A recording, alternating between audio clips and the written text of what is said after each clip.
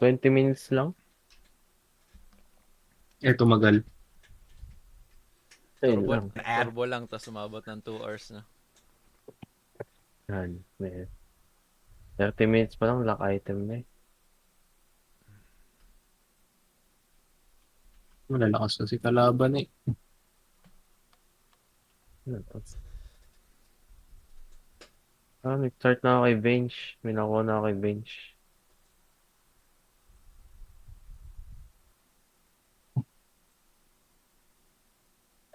Pa-invite na lang.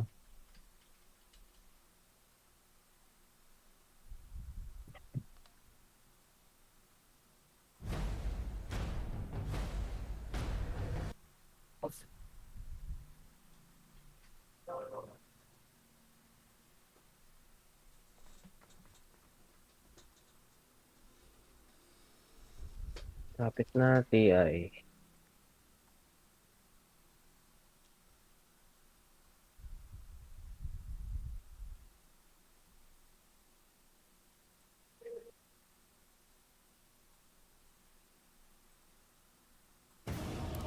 Ano oras tayo bukas? Pwede ako sa Apple. Hapon. Kasi umaga may blood chem ka. Ay, ano ba? Monday? Ay, hindi. Ngayon pa lang, ngayong Sunday.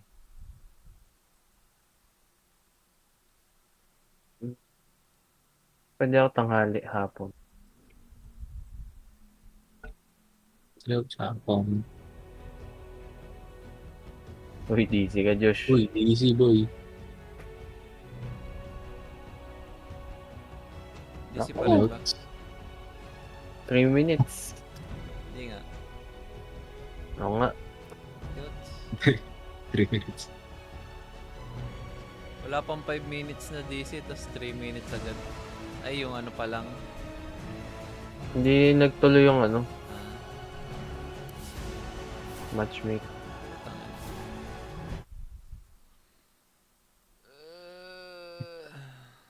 YouTube.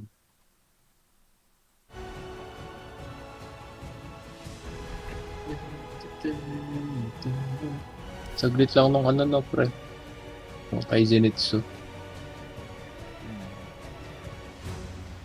Tapos, puro backstory na ni ano. Saglit nga, nabitin na nga ako. Ano tong Arcana token?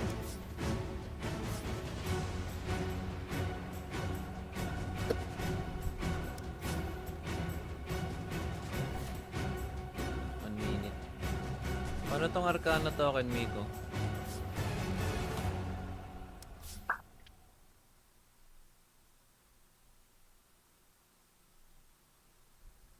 Libre Arcana ulit.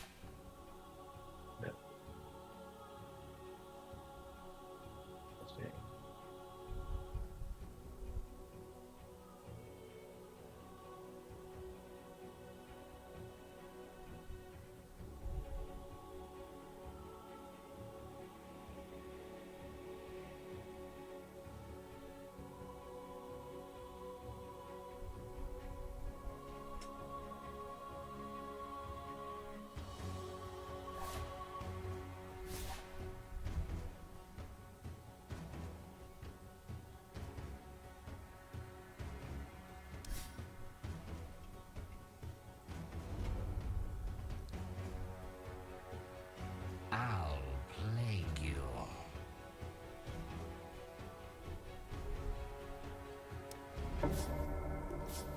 Beware the restless dead.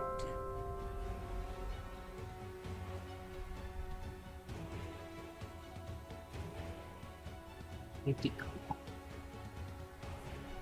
Paano yung Arcana, Miko? Yung libre. Kung alam eh, parang pipredict ka. Sinong, Sino mananalo? kasi mga predict. Hmm. Madaming napipredict na tama. So, may chance ka makakuha na ano. Yung Arcana. Kan. Connecting. Ito ang 16, pinakamababa. 3. 14. Josh. Puta, hindi naman ako nag-altab ngayon. 7, 6, 5, 4. Yan. Yun. Mabot.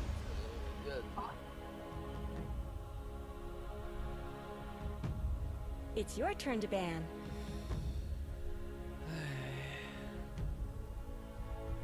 Ano ba yung level na yan?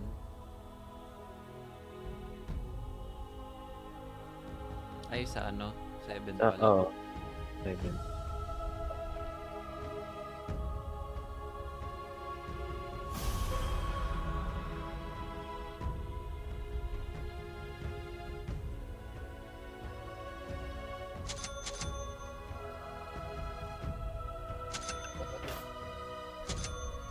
Seconds remaining. 5 seconds remaining.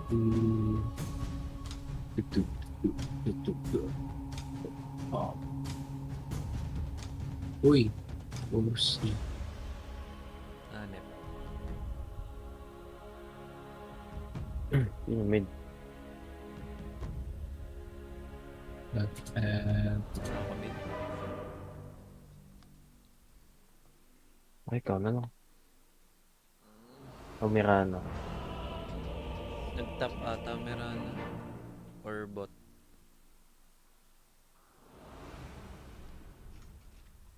I agree. Hindi. Aritsik. Yes. Prepare for battle. Plus 5 daw siya. Yes.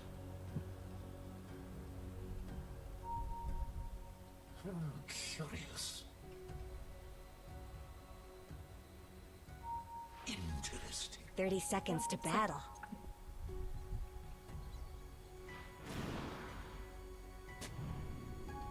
Absolutely, that's nice.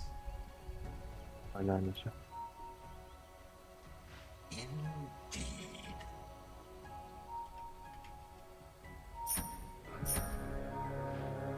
As it pleases me. The battle started. What a test this shall be. Suffer my denied. Indeed.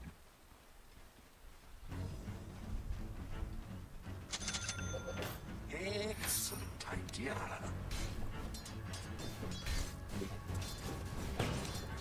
Excellent.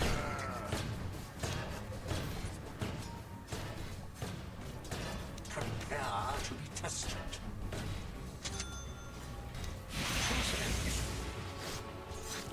What's over there?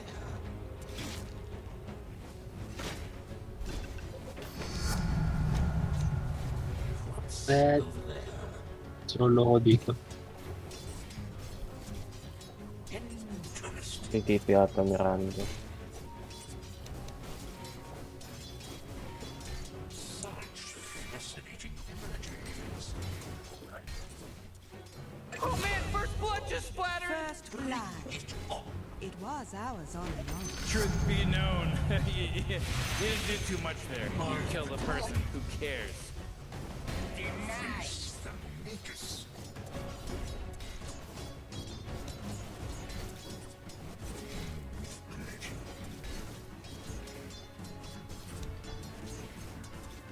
I understand. Not so fast. I see.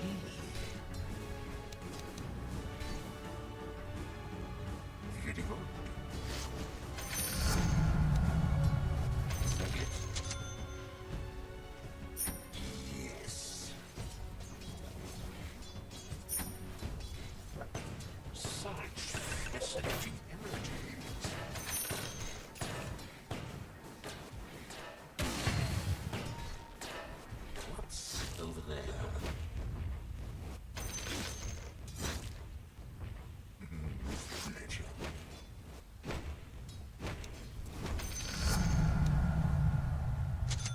pleasure.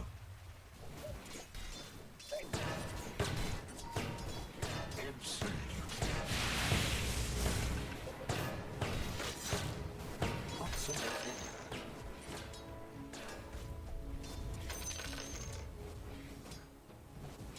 Excellent idea.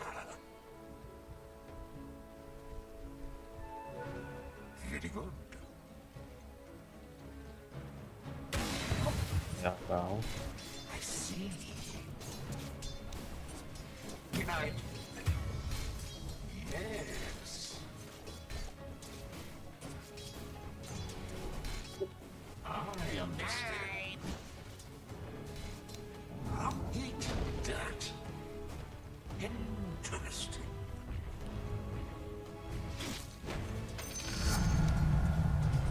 No challenge. Let me try that. Interesting.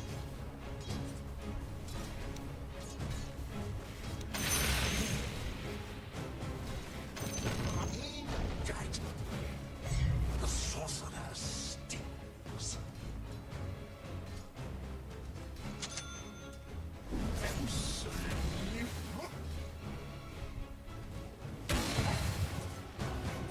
If it pleases me.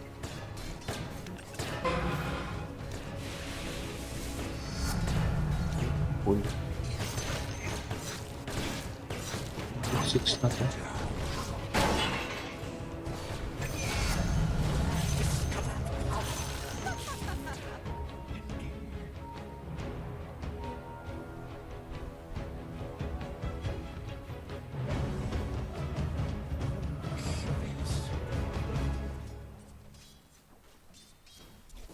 I see.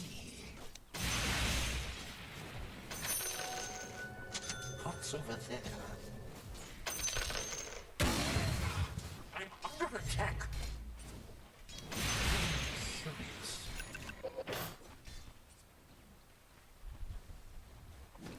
With pleasure.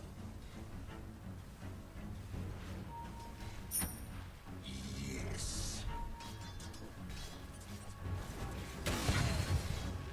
Suffer my soul. I guess. Test your metal. What's over there? Absolutely.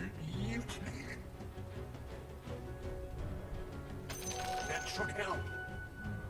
I understand.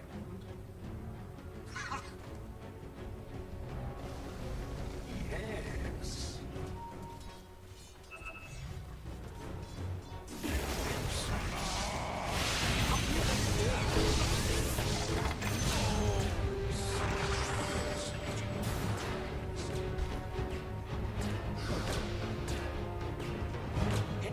Interesting.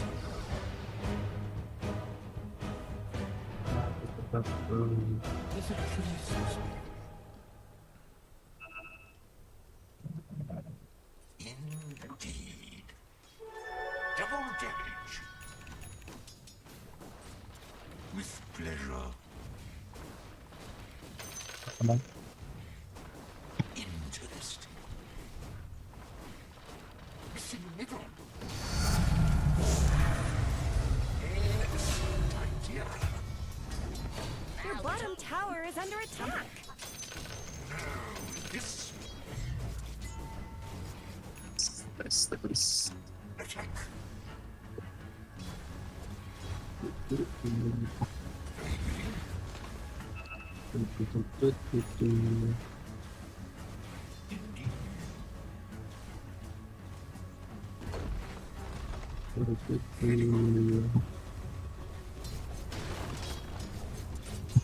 Cost thunder.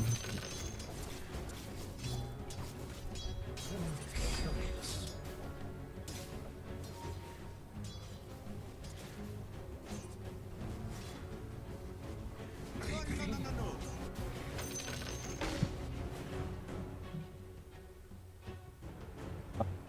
With pleasure. Shadows take us.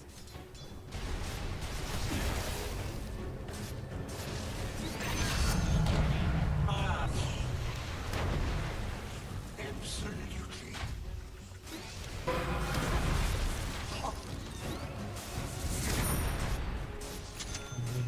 Ang ina ka ngayon, may bomba din ako. Indeed.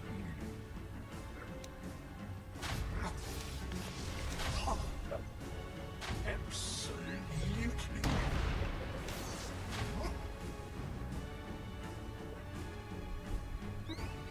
Bomba. Bomba. With pleasure. Okay na. I understand.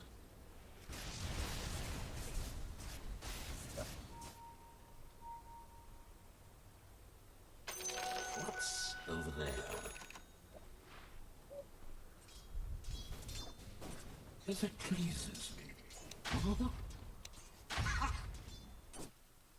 Excellent idea.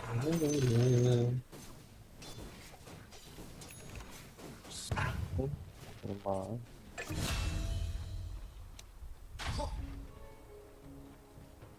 Yes. Ah.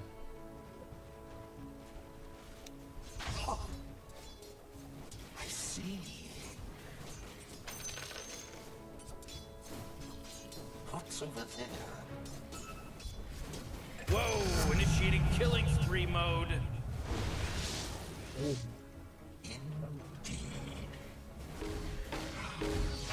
Attack. Interesting.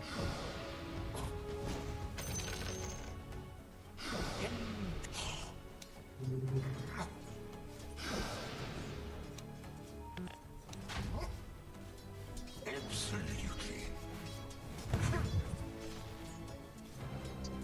I understand.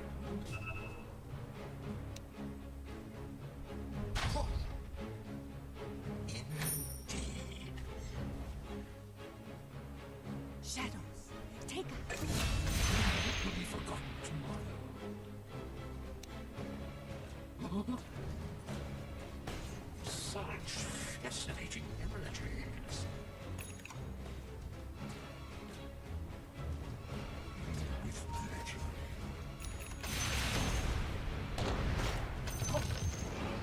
I see. Mind control. A bit more power. A lot more curious. Curious. What's over there? Son of a. Yes.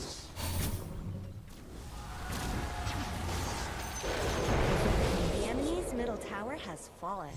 Oh, jeez, he's dominating! Indeed.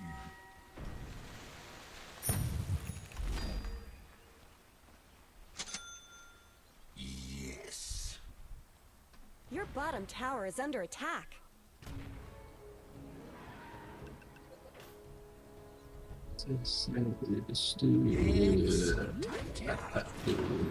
Dire have fortified their structures.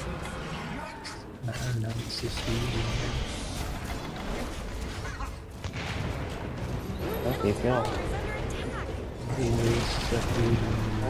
Tama yung... Okay, it's a killing spree! Take the edge off.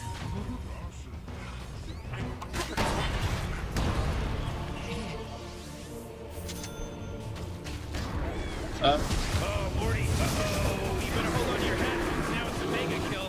That's 5, baby, 5. There's no accident anymore. This isn't an accident. Wait, no, hold on! He's unstoppable!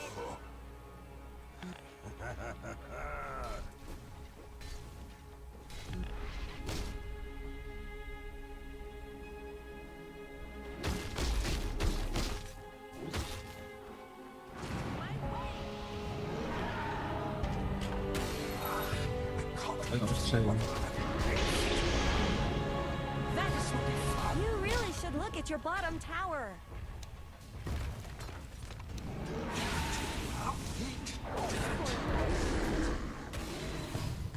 Let's talk about your top tower. There's really no reason to stand for this. What's over there? Yung mga TP.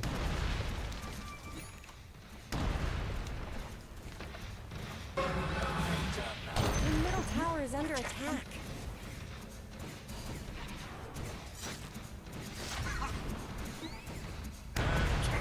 Your bottom tower is under attack. Bottom tower is gone forever.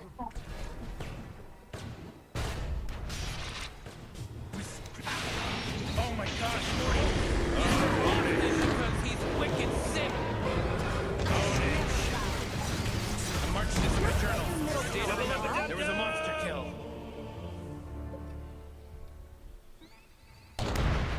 Sayang. Your middle tower is under attack. Your middle tower has fallen.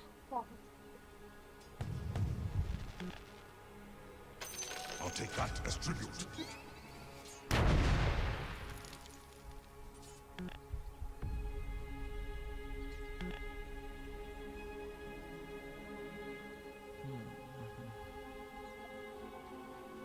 Your middle tower is under attack.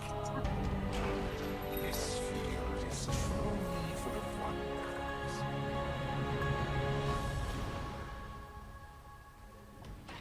Such fascinating images.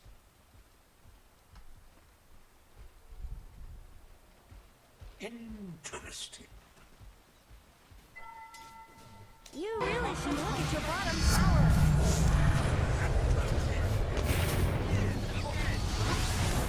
Whoa, killing spree! Oh! Putang ina, lahat sila nandun. He's dominating, Chris. He's super godlike. Or beyond godlike, I meant. Double kill.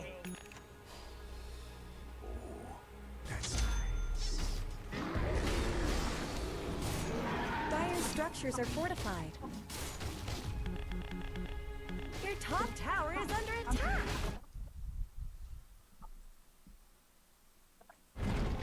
Your top tower is fallen. So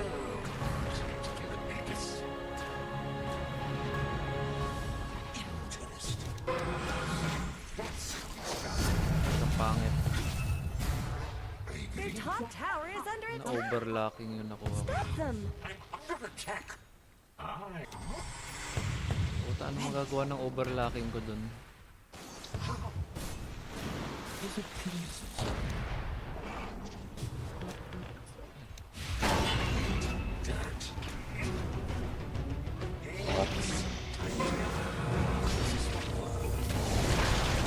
Ano oksa niya? Holy shit!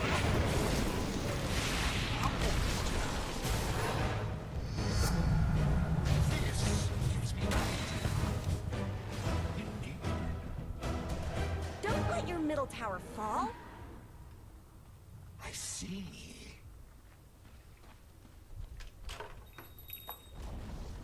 Middle tower is down. You just let them. Absolutely.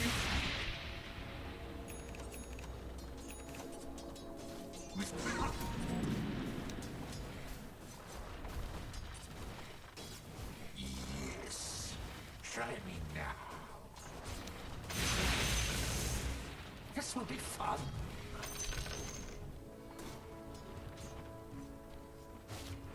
Curious. Bring it on. Let's talk about your top tower.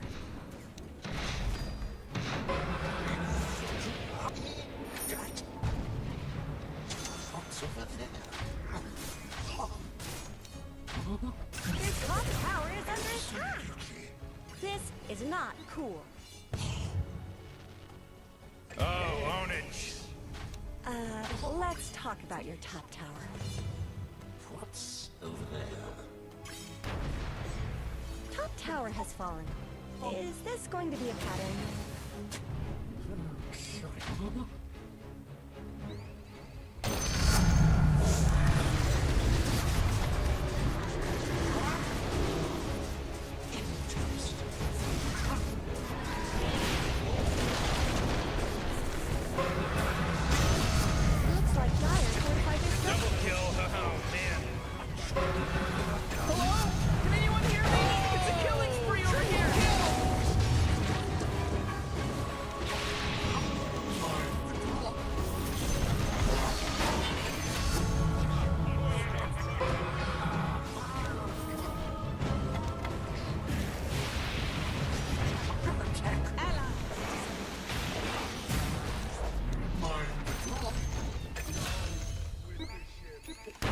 na Ursa dun ah.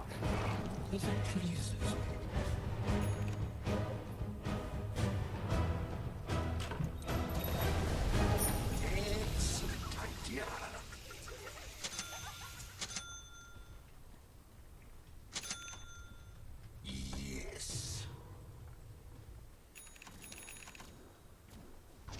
With pleasure.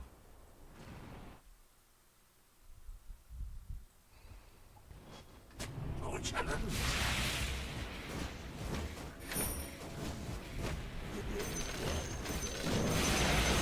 This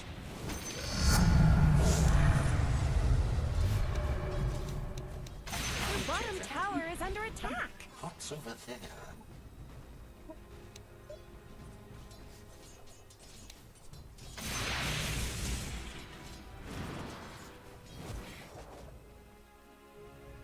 Yes. Nice, nice. Of all the ways to die. I understand.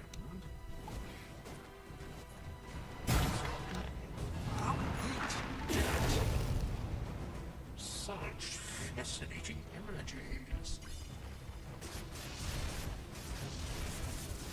Absolutely.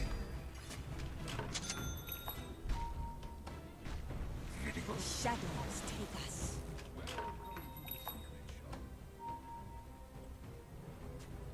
Interesting.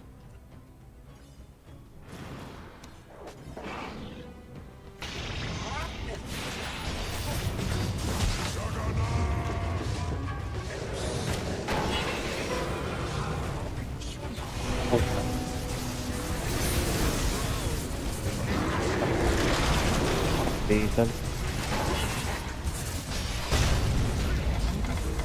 Ursa. Tagal nung ano niya. Enrage. Ayun. Just double kill. Oh shit. Oh shit. Ito lang namatay. Pathetic. Pangit ng neutral ko. Nagawa naman kasi. Pinasubukan yung ano. Yung ka.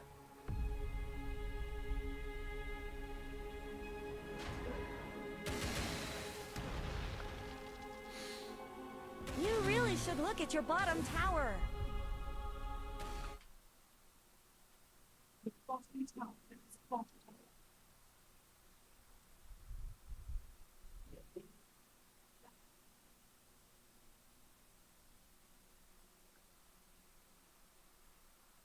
Kursi. Ang takit-takit.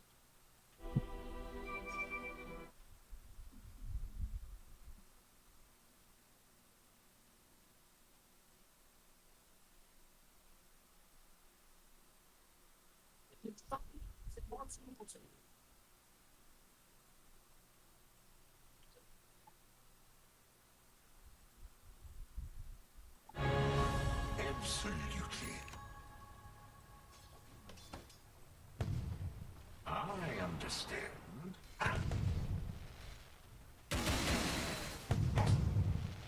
Indeed.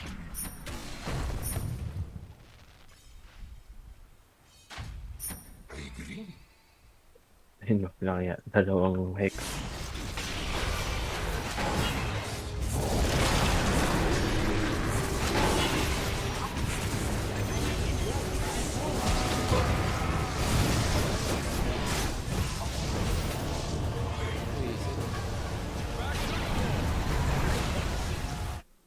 Save.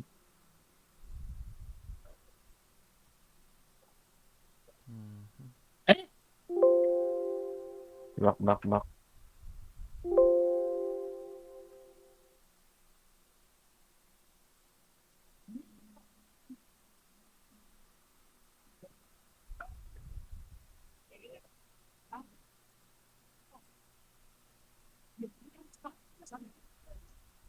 Uy, matag. Warn you. You really need to do some what this means. Oh my god. Your middle barracks are under attack. Your middle barracks have fallen. That's some cold truth.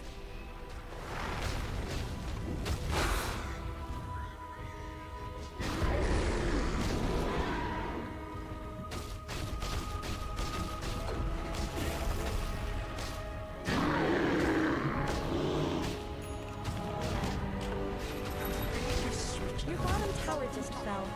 Maybe you should look. Oh, kita pala nakakit. Fireworks. Fireworks.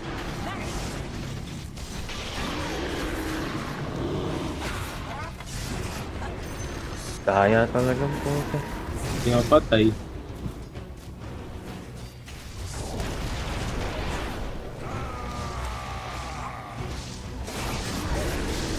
Fight.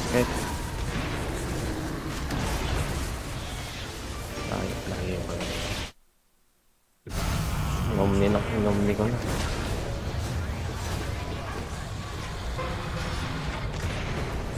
Wala yung vision sa akin. Ano, das pala. Recording in progress. Hey, Tara. Everybody! Hi, everybody! Hello. Hi. Good morning. Hey, everyone. Good morning. Hi there. Good Hello, everyone. Hello. Hope you're doing better. Hey, everybody. You're doing okay. You guys. Hello, my beautiful... Bueno, stop it then. Hi.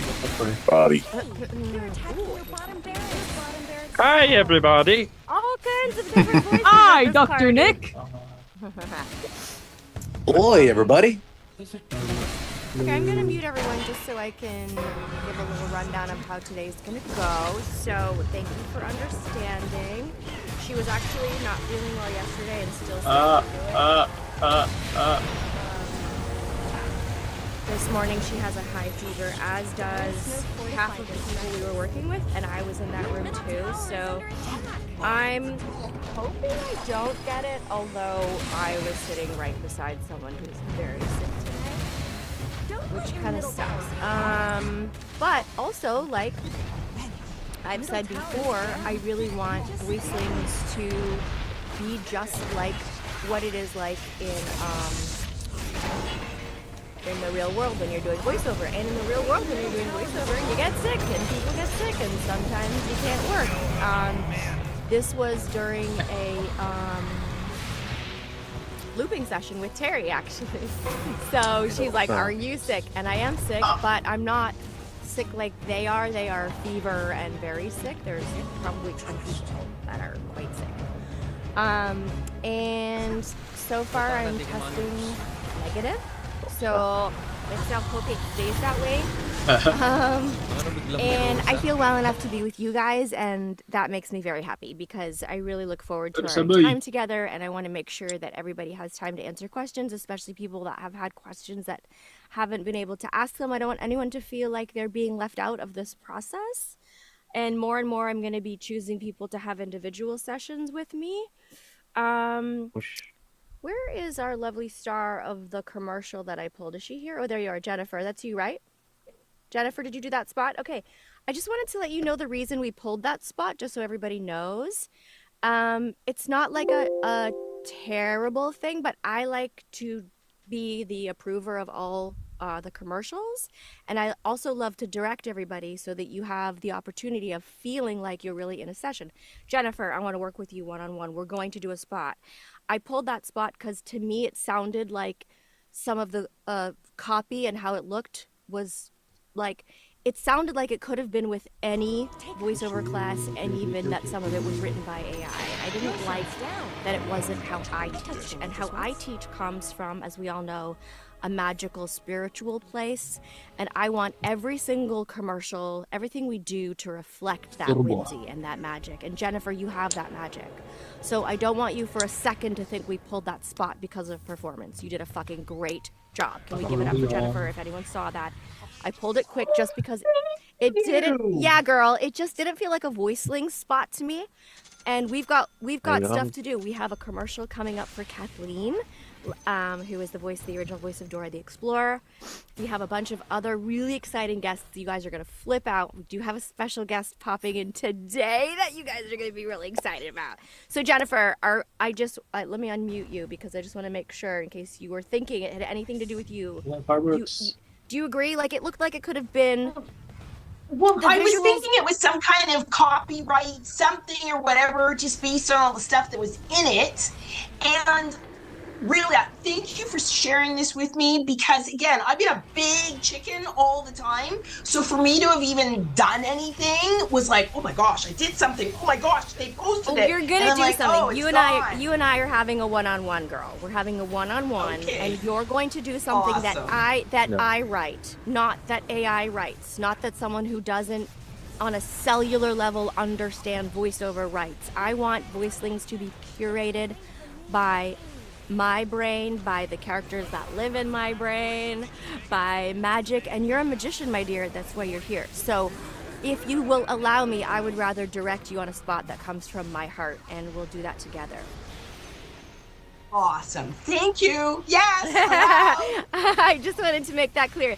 Every single person I've worked with so far has been such a treat, and I want to have one-on-one time with everybody, especially if you're going to be in something we produce. There's going to be another thing coming up with Danny. There's going to be more animations. There's going to be tons more commercials. I want you to work with me, right? You're here to work with me. And you did a great job. I just didn't think the commercial itself, the copy, reflected who we are, if that makes sense. I hope that makes sense to everybody. Also, forgive me if I'm sniffling or blowing my nose a little. At least you can't catch it over the Zoom. And I saw some of the questions in the chat, so let me get to those real quick, and then we'll open it up to hands up. And okay, where is the questions thing? Disappeared. Where's the questions thing? Oh, here we go. There's 9 in here. Is there routines, tea, throat spray that you follow after a long day to preserve your throat and voice? Okay, this is a great question. Mackenzie, where's Mackenzie? Where's Mackenzie? Oh, there you are, cute stuff. Hi, cutie. So yes, there are lots of good throat sprays. Everybody likes something different. Even though I'm vegan, I like tea with honey because I feel like it really coats your throat well. Again, like I have a pretty big audition to do this weekend, and after this I'm gonna rest because I don't want to like ruin my chances. If you have something big coming up and your friends are like, let's go to this concert, let's go out, sorry, my moneymaker needs to be taken care of, and that means no smoking, no screaming, and you know, I've said in my videos that I always have 3 drinks. I always have an Olipop. They should sponsor me, or Poppy. Today's banana cream, if anyone is curious. I've already had 2 warm drinks today with honey. And a lot of people like throat coat. There's something called throat coat. Try them all because everybody's taste is different. Like, it's weird, but I don't like mint with chocolate. I don't like it. I like them separate. So something's gonna feel great for you, and just listen to yourself. You know, we are all very magical creatures, and we are one thing, right? We are one with the universe and within our own body. So when we're doing our own healing, listen to yourself and say, oh, this is feeling a little scratchy right now. This week's been very busy for me. I had 2 days actually with Terry on the Loop Group, so I'll talk to you a little bit about that. And there was a lot of yelling, so maybe that's another and I had a con the weekend before, so that's maybe why I'm run down, and we'll skip this COVID. I just want you to listen to yourself, and if something's feeling off, give it a rest. Oh, I know what I was going to say. On my way to those sessions, I was doing my Cheryl Porter exercises. I was already bragging to you guys about I love her for singing lessons. And the belting part was feeling a little strained, and she said, if you're feeling strained, stop. So I stopped. Like, listen to yourself, and if you feel like you need a rest or you need something on your throat, there's great candies to suck on. Like, take care of yourself. Just whatever feels good to you, because not everybody likes the same things. Advice on commercial recording. I've tried it and I can't nail my mouth getting around the words. Amber Jones. Where's Amber Jones? Hi, Amber. You're so cute. You know, I don't really book a ton of commercials because commercials is a numbers game. They don't care who you are. In fact, one of my sessions, they're like, "You're really good. You should consider doing voiceover." I'm like, "Do you Google who you hire?" I'll unmute you, sweet girl. You want me to unmute you, Amber? I did do 2 commercials last week. One was an MLB spot, and if you saw it, it was on the MLB. It's on the Major League Baseball Instagram. See if you can find me. And there was another spot that I got to do. So don't be discouraged if you're not getting commercials, because it really is something that's like someone likes how you say this or someone likes how you say that. And about your mouth getting around the words, this is tricky. This is tricky for actors that have been in the business a long time. I make the mistake of speed reading. I do it all the time. I do it on social. I do it when I'm reading a copy. I do it when I'm reading a text. I speed read. It's just by nature. And the truth is, we all need to slow down and read it, and read it again, and read it again, and get it in your body, and then read it out loud, and then read it out loud again, and then read it out loud again. I was doing a commercial audition this week, and I thought, oh, I got this. This is easy. And I read it, and I read it again, and I read it again, and it still didn't feel like it was right in my body. I took a little break, I came back and I read it again. I still didn't like it. And then I came back and I did something totally different. And I'm like, wow, I did not do that the first time. And sometimes that just comes from the repetitive nature of doing it over and over. Does that answer your question, Amber? Yeah, it does. The only reason why I asked is because I had a gig booked for Spotify UK. And well, it was an audition, obviously. Congratulations. Thank you. And what, is that the right word? Yeah, that's the right word. Okay. So I did that, but then it said because it was on a thing that they said they want a custom audition. So I was like, do I have to make something up? And they were like, yeah. What did it say? A custom audition? Yeah, they wanted a custom audition, so they literally wanted like they wanted something off the fly. Like they didn't give me the actual script. They were like, we just want you to do a custom audition. I'm like, what am I supposed to say? So I just went and looked up and I'm like, are you tired of such and such and such? So they've clicked the link in Spotify to add or something like that. But I feel as if, my voice isn't that good for commercials, so I don't really try them out a lot because I feel as if my voice, it's like a northern fused with like every single region in the northwest. You can't even understand my voice. I'm not like RP or anything like that. It's not, it's All right, let me stop you because I want to stop you because you're going off a tangent that I don't like, and that is to think that you can't do something. Y'all can do anything you want to do. Don't think I don't have a commercial voice. If someone wants a North London voice, they're gonna, or Irish or whatever, you can do very well, because North Londoners, they can do regular London and North London and Irish, and you guys can do all kinds of crazy accents that a lot of us struggle with. So if they're open to accents or if they specify your accent, you're going to be way ahead of the game, so you absolutely can do commercials. I've never heard the term custom. I guess that means improv where you are. Yes. And I've never heard that for a commercial audition. We certainly get to improv a lot in animation, but I've never heard that. It's on the casting voice site. I'm on Voice 123 or whatever it's called. I guess audition sent to me. Because I'm trying to get UK agent. Yeah. This time. That's super weird. I've never heard that. That will not be something you hear a lot. That you get to improv a whole audition. You might get to improv a section like we did with Egg Stanley, which absolutely killed it. I was literally dying laughing. I hope everyone's got a chance to watch everyone else's. By the way, if I don't follow you on Instagram, it's because, and I didn't know this, there's a limit to how many people you can follow, and I'm at it. Which is weird. I don't know why there's a limit, but you can't follow more than like 7,000, I think it is, and I'm at that limit. But I love you all, and I try, if you tag me, I'm going to try and share it with everyone because you never know who might listen. Amber, I just think don't put it in a category of, I can't book commercials. Put it in a category of, it's tricky if they want. But you did a great American accent for our movie with Danny, for our Firefly. So I take it back. Amber, you can do everything. Quiet. Stop it. Oh, thank you. Stop it. Stop your nonsense. Okay. Freddie, I recently did learn about Vocal Mist from Jessica. Do you recommend it? Absolutely. Same question as Mackenzie's. Vocal Mist is great. Try it. If you like it, great. Jai, am I saying your name right? Where are you, gorgeous one? I saw you last week. J-A-I. Walang makuha ang ibang skill kay kung kalagi X mark eh. Yes, where are you, sweetie? Where are you? I like to see faces when I'm talking to. Jay, okay.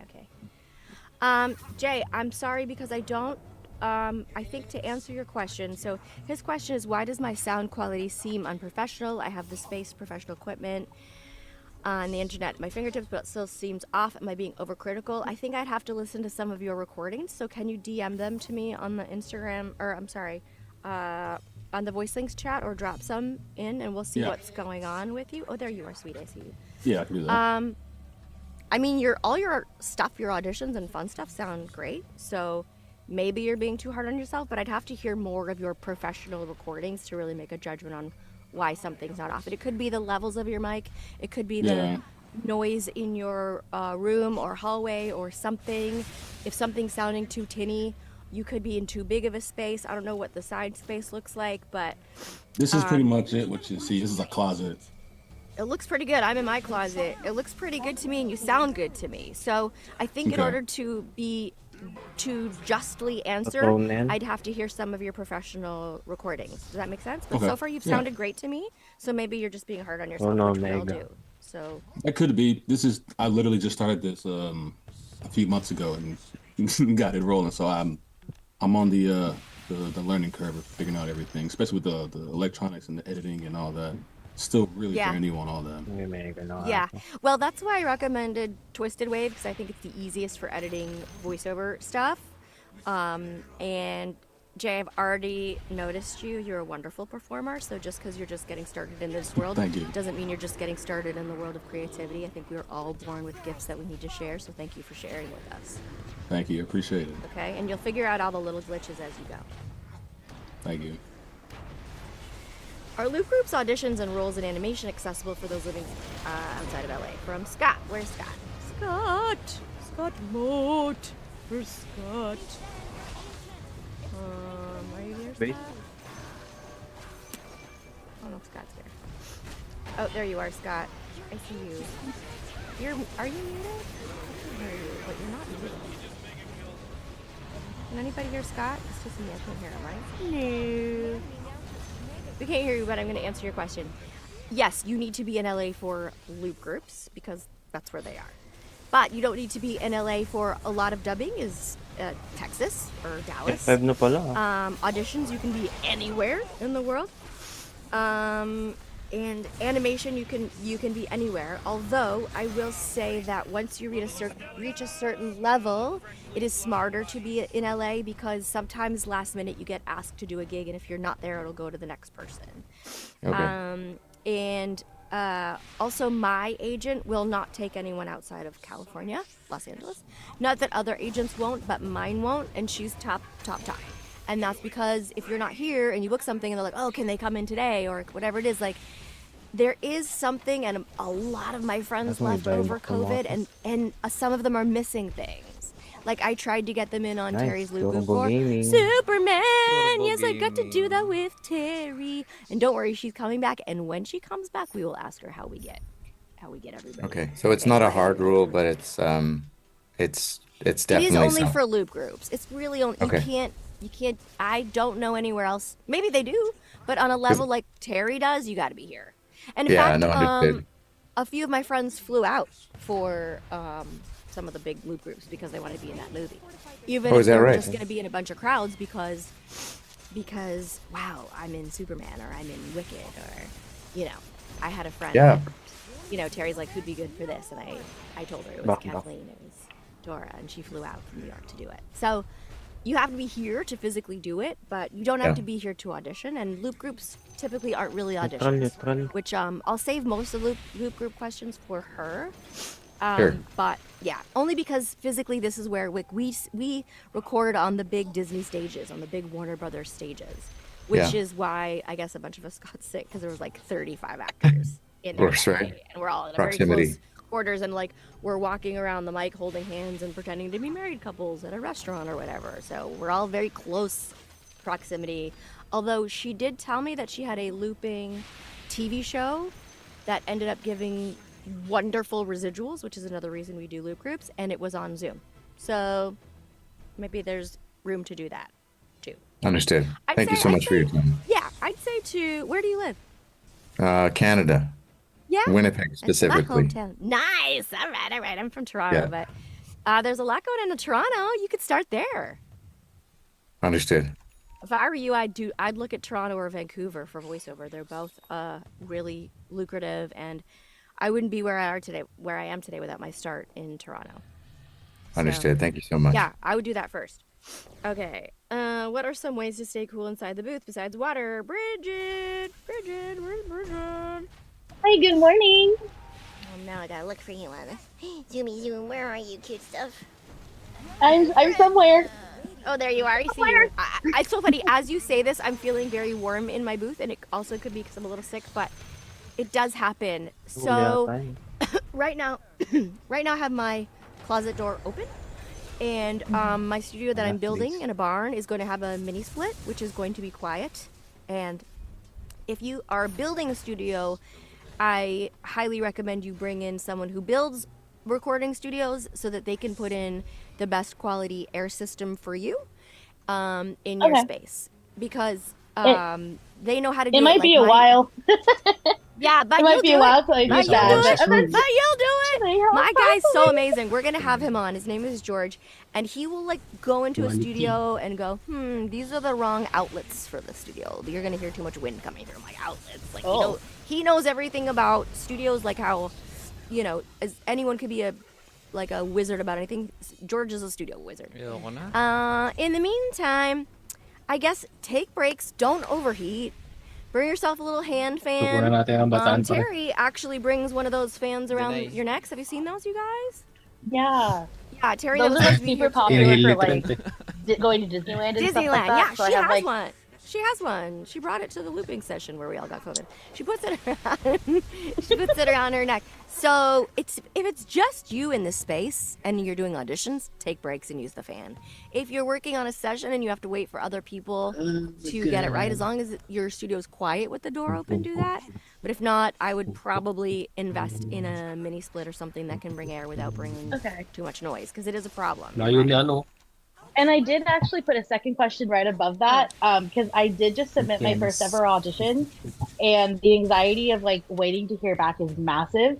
So like, what are some tricks you have for kind of keeping people's anxiety kind of at bay, especially with the first audition ever? Like, I know I probably won't get it. I'm not like, I'm so good to get my first audition we don't ever. say this at Voicelings. We do not say this at Voicelings. This is a Voicelings no.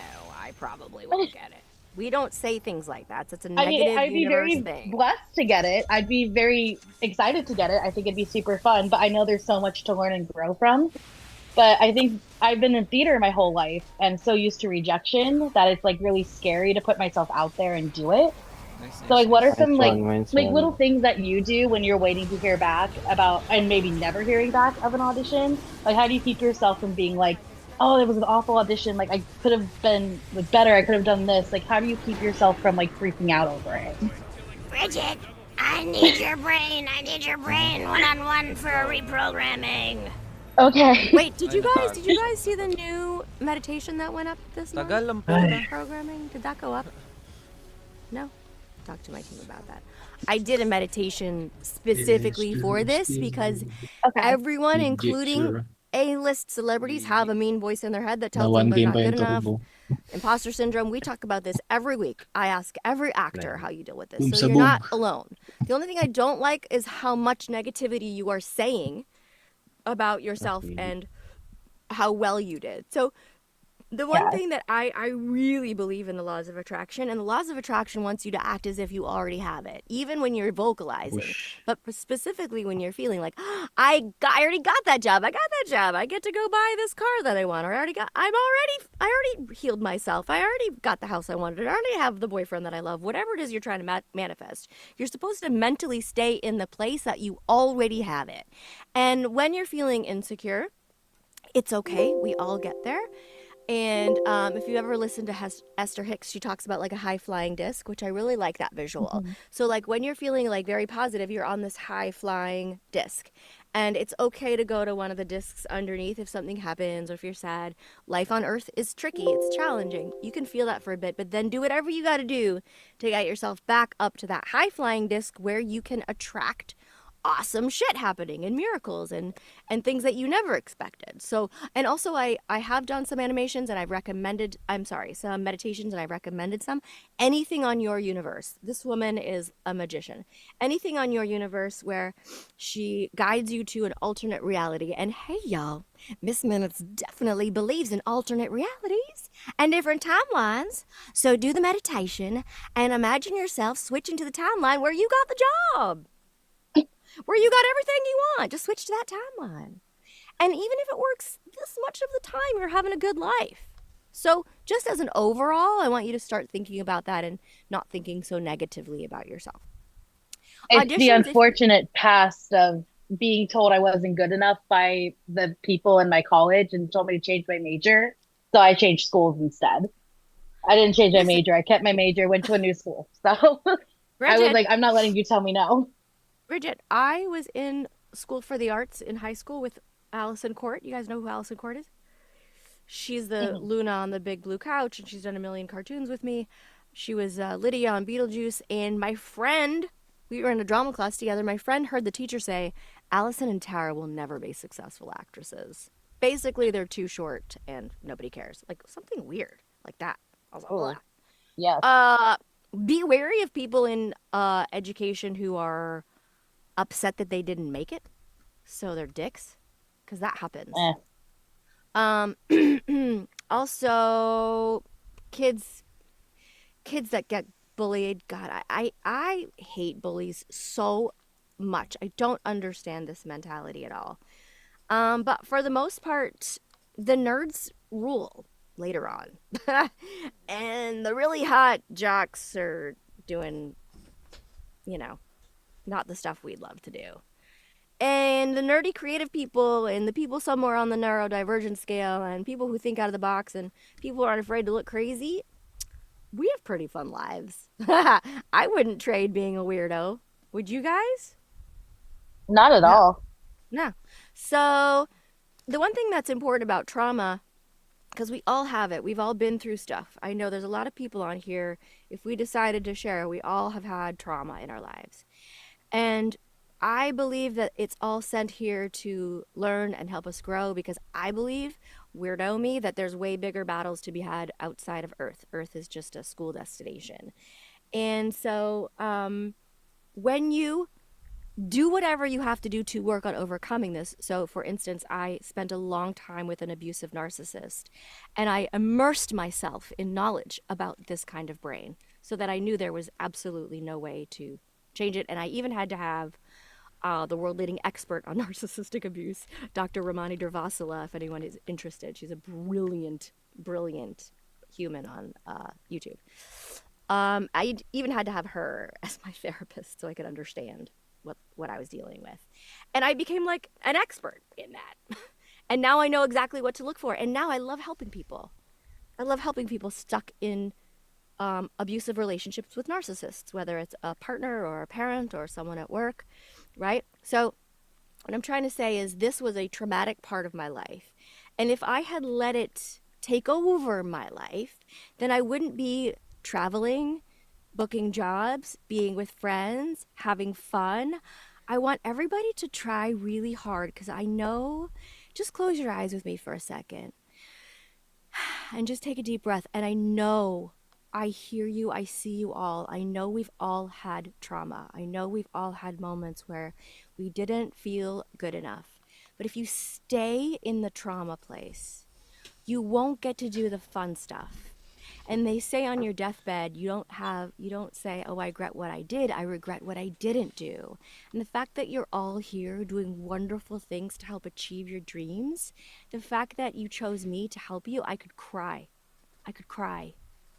You all deserve to be here. And you can decide today that whatever shitty thing some other creature on this planet did to you doesn't get to dictate the next chapter. They had that chapter.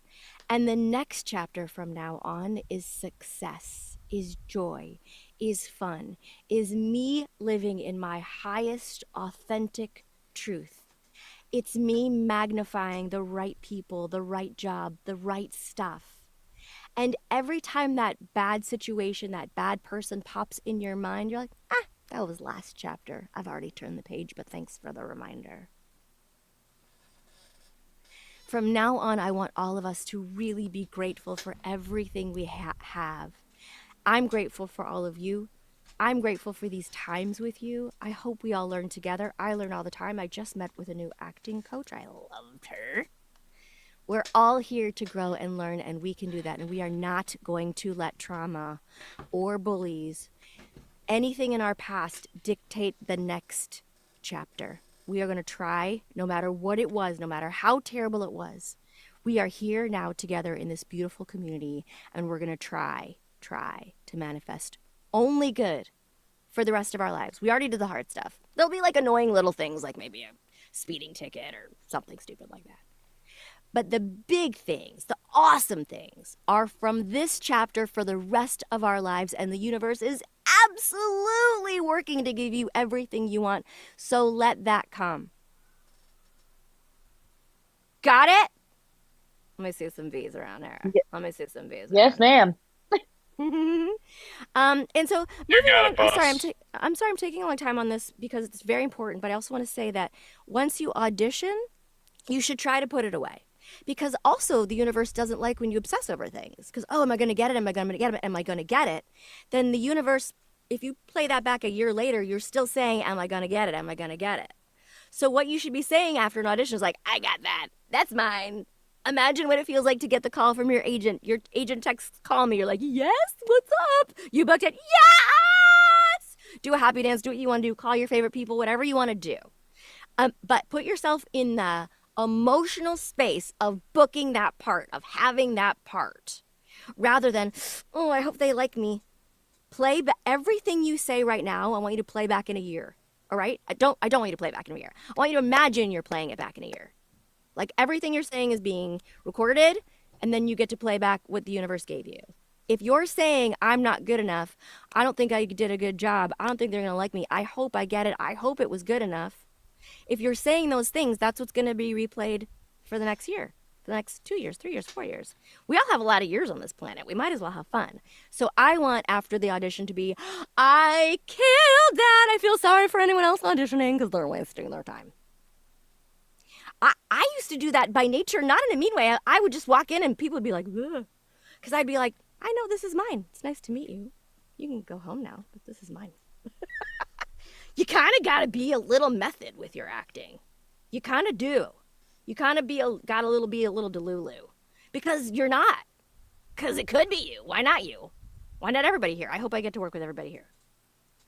Well, thank you for that. I did not anticipate to cry this morning, but thank you for putting that wisdom for us and for me. I would be lying if I didn't say I called my husband and went, I did it. I posted it. I did it. Yay! So yeah, girl. Thank you for your wisdom. Girl. I appreciate it. Yeah. And then also sometimes, a lot of times, we don't get feedback. So you work really hard on something, both on camera and voiceover, you pour your heart and soul, and then you don't hear anything. You don't hear anything. It used to be when I first moved to LA in the late 90s, early 2000s. It used to be, or 94 actually, we moved here in 94, that you'd go to an audition and you'd get some kind of feedback. And even then, I used to tell people, sometimes you gotta ignore the feedback. Why? Because I was at an audition, it was an on-camera audition, and I was in the waiting room, and the casting director was a very big casting director. And the assistant was in the room with us, and she got a call. Hey, Judy, I'm making up these names, I honestly don't remember. Hey, Judy, William Morris wants to know how Tabitha John did. Who? Tabitha John? She just auditioned for the part of Ashley. I don't know who the fuck that is. Tell her she sucked. I witnessed this. So this poor girl is going to get a call from her agent that she sucked, and the casting director doesn't even know who she's talking about. Everybody promise me you will never take that shit seriously. Please. If you don't get something, it's because it wasn't meant to be. Someone else really was meant to be that part and be a conduit for that person, and you couldn't do that job because it would take you away from the next job that you're going to get. So sometimes there is no feedback, and sometimes there's feedback that I want y'all to not listen to. And also sometimes you don't hear till a year later. It's so weird. Sometimes you're like, oh, I guess I didn't get that. And it's because they decided not to produce right then. They lost their funding, or they finally got their funding, or they did it and they didn't like it, or they did it and with their friends for a pickup for the pilot, and then when it got picked up for a show a year later, they want to go with you. So that happens too. So that was my very long answer to that question. But I feel like I just want you guys to all have these lessons, because I just know the performer spirit. If you're a true performer in your spirit, you have the most authentic, sweet soul, and you just want to share your gifts because that's what you're put on this earth to do. You are here to share your gifts, 100%. You all have them, and that's what you're here to do. And so we want that opportunity, and the people giving us those opportunities sometimes aren't magicians. Sometimes they're not nice. Sometimes they don't care. Sometimes they'll say something, and you're in a session, and a director will say something to you like, no, that wasn't good. Or like, I've been in sessions where like they'll say, oh, no, it's more like this, and this, and this, and this, and this. D. Baker and I have this joke about this one director. I'm not going to say her name. But he's like, this is what it's like working with her. Okay, you're getting in a boat. Okay, you're rowing the boat. Okay, you're going to turn to the right. Okay, now we want you to turn to the left. Actually, go back to the first. Okay, good. Okay, you start rowing. Okay, keep going straight. Okay, go faster. Okay, go out into the middle of the ocean. Okay, you dropped your oars. What? Like, this is the joke, because she takes us to all these crazy places that make no sense and make you feel like you don't know what the fuck you're doing. So someone with a non-magical energy can try to do this to you. So we all have to be like warriors with beautiful heart, like armor around us. Could come from the voicelings. Just neon magic around us. Not letting a mean voice, whether it's your own or someone else who doesn't know magicians, come at you and hurt you. Okay? Good. Glad we're clear. Oh, now we're,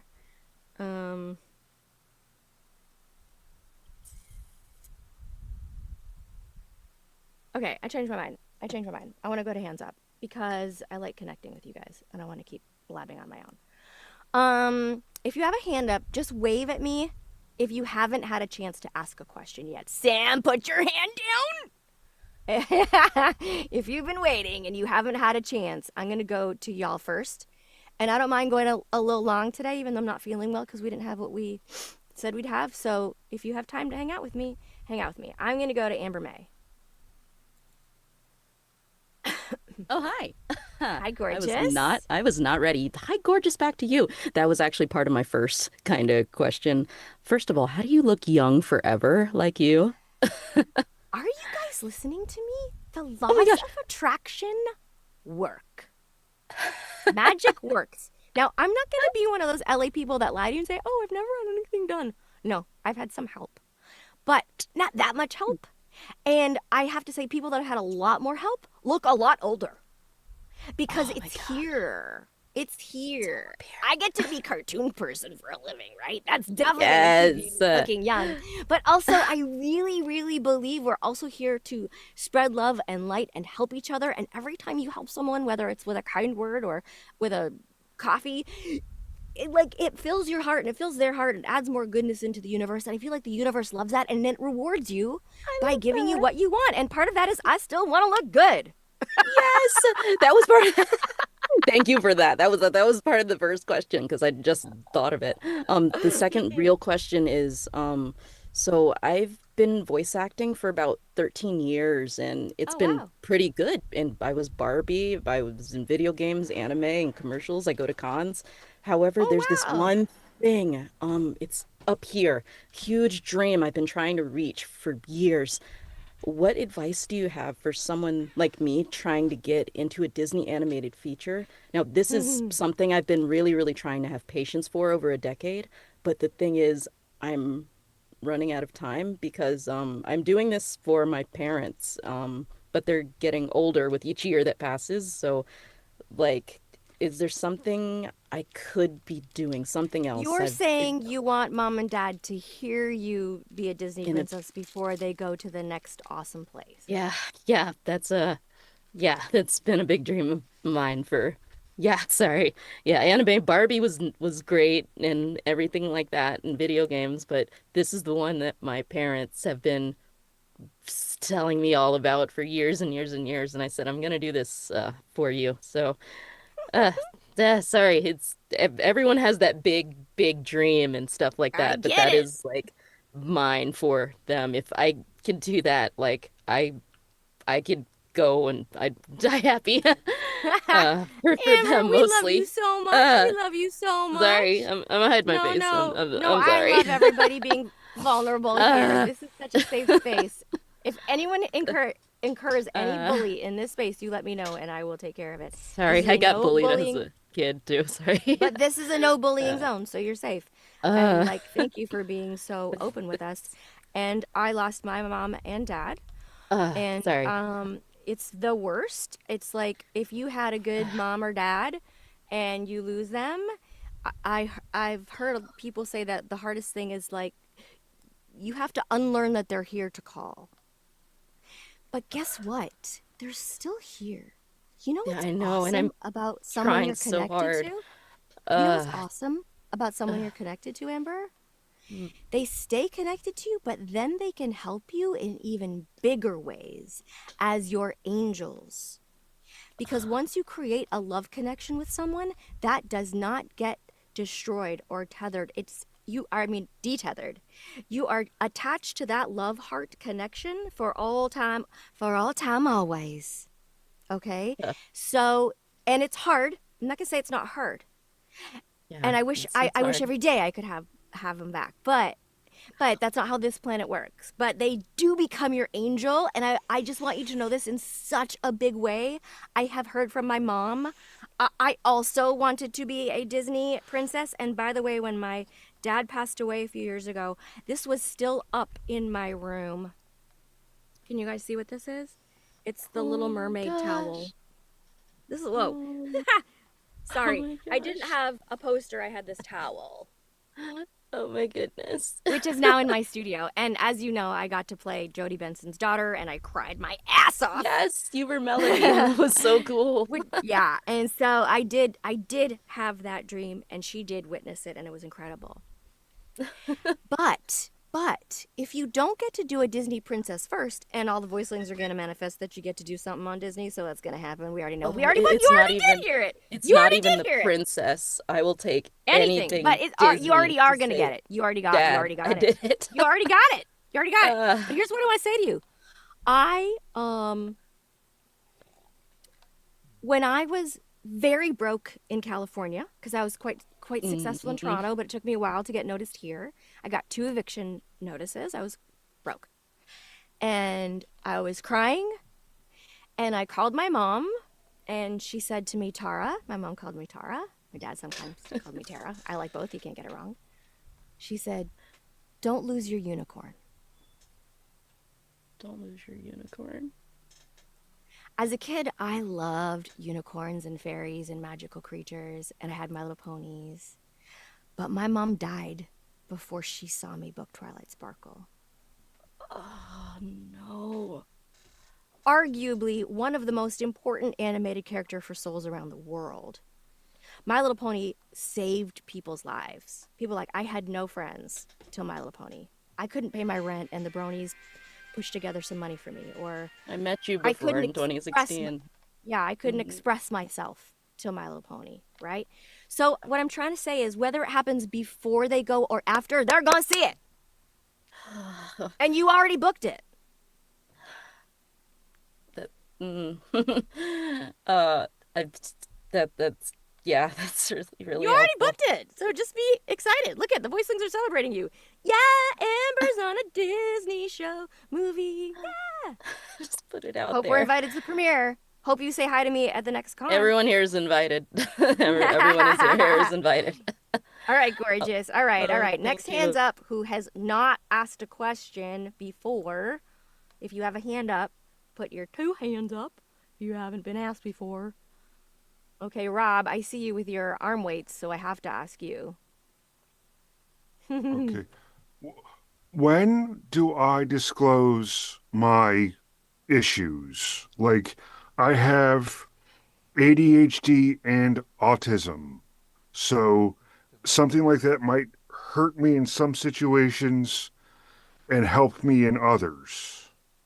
First of Like all, I you're got, doing great. Rob, can I tell you something? You sound awesome. I love your voice. I love your energy. You're doing great. I think everybody in creative space is somewhere on the spectrum. I do. I think we all are. We're all just a little bit magic. So I don't want you to think of it as a hindrance, although I understand, because sometimes there's a judgment from people who don't understand. But you sound great and you're funny and I like you. So I don't want you to worry about it too much. We also all have ADHD, bro. We all have ADHD. Everybody. That's like a performer's mind. It's always going, it's always doing. So congratulations, you're actually normal. So I would not tell people in advance, hey, just so you know, while I'm doing this audition, like don't say during your slate that I have these issues, right? And the only reason to tell them before is if they specifically want someone from the autism spectrum to be represented in something of an autistic character, which is wonderful. That representation matters. I got a job on a explainer video because of my autism. Yeah, great. If they're specifically asking for it, tell them. But if they're not asking, don't, because we all are a little. It's okay. You can do this. You got this. Don't worry about it. Thank you. You're welcome, cutie. All right, another hand up who has not asked a question before. If you've asked a question before, don't put your hands up. Oh my god, you guys are all so cute. How am I supposed to choose? Okay, you're really cute. I can't pronounce it right. Serenity! I did it! Oh my god, you got it right.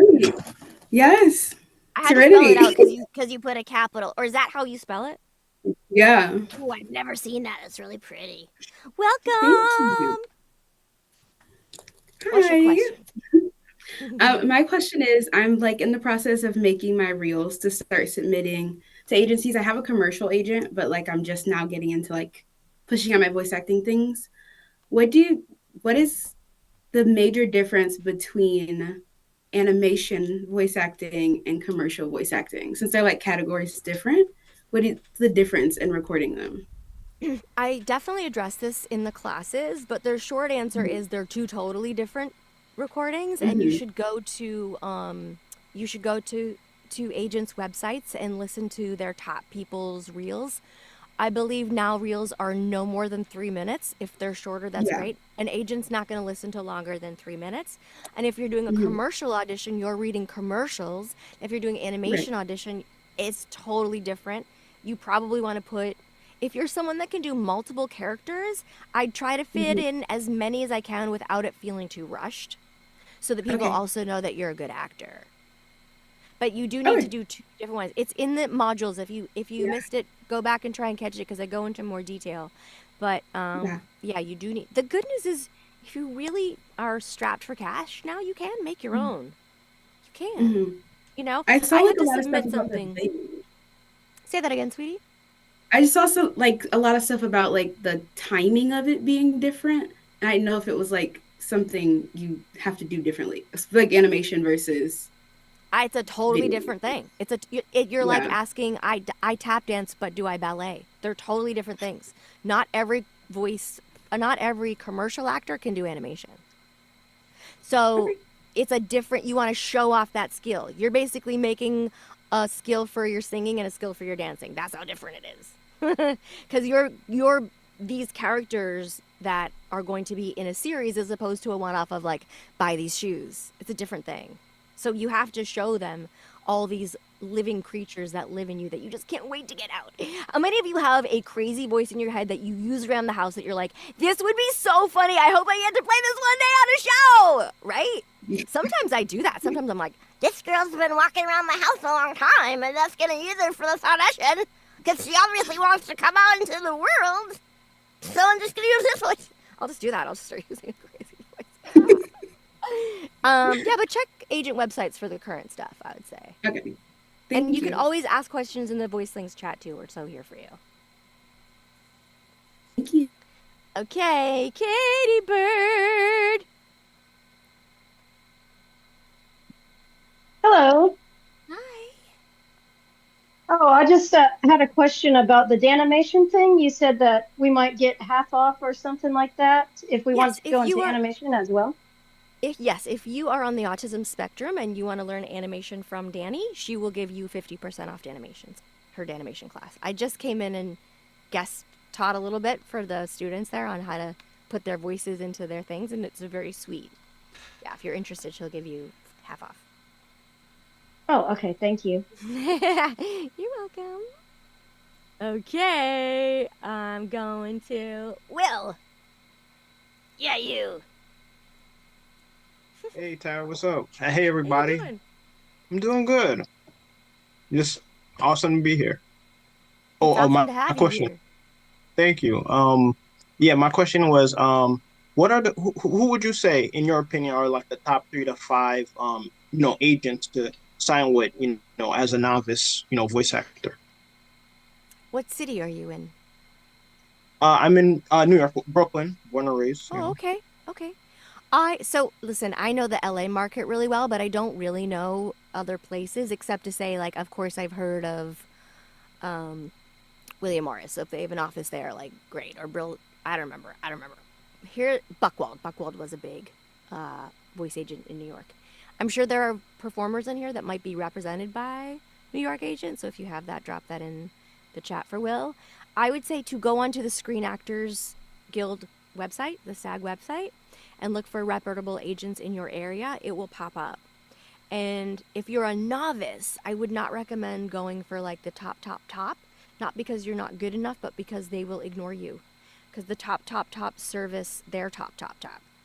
The top agencies have casting directors call them and say, only send us your top 5.